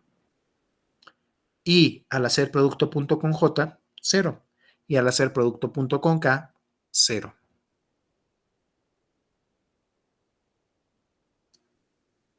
Tarea de este día.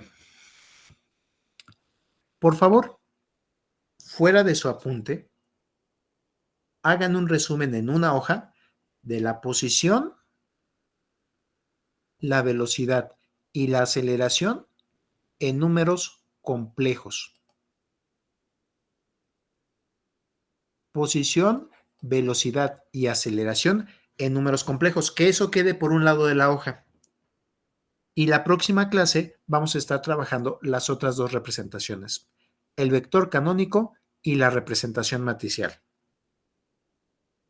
¿Cuándo vamos a estar entregando esta tarea? Supongo yo que después del jueves, como para el sábado, estaremos entregando esta tarea.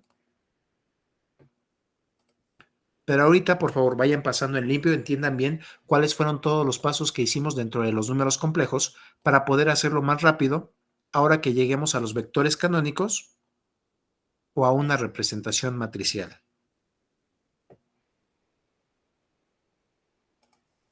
¿Alguna duda hasta aquí?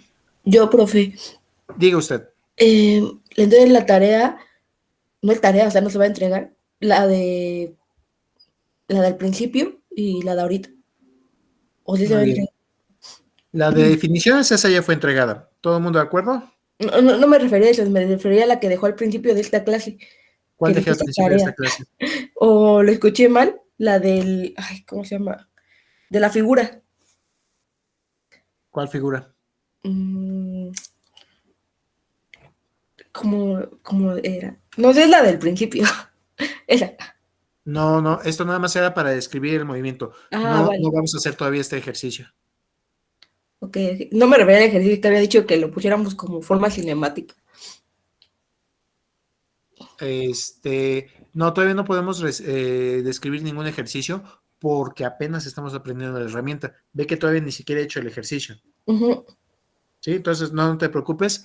La tarea ahorita es que todo este desarrollo que hicimos tú lo pases a fórmulas. Por ejemplo, de posición, ver cómo llegaste a velocidad y ya tengas tu fórmula de velocidad. Esta que está aquí, que ya entiendas cada una de las partes.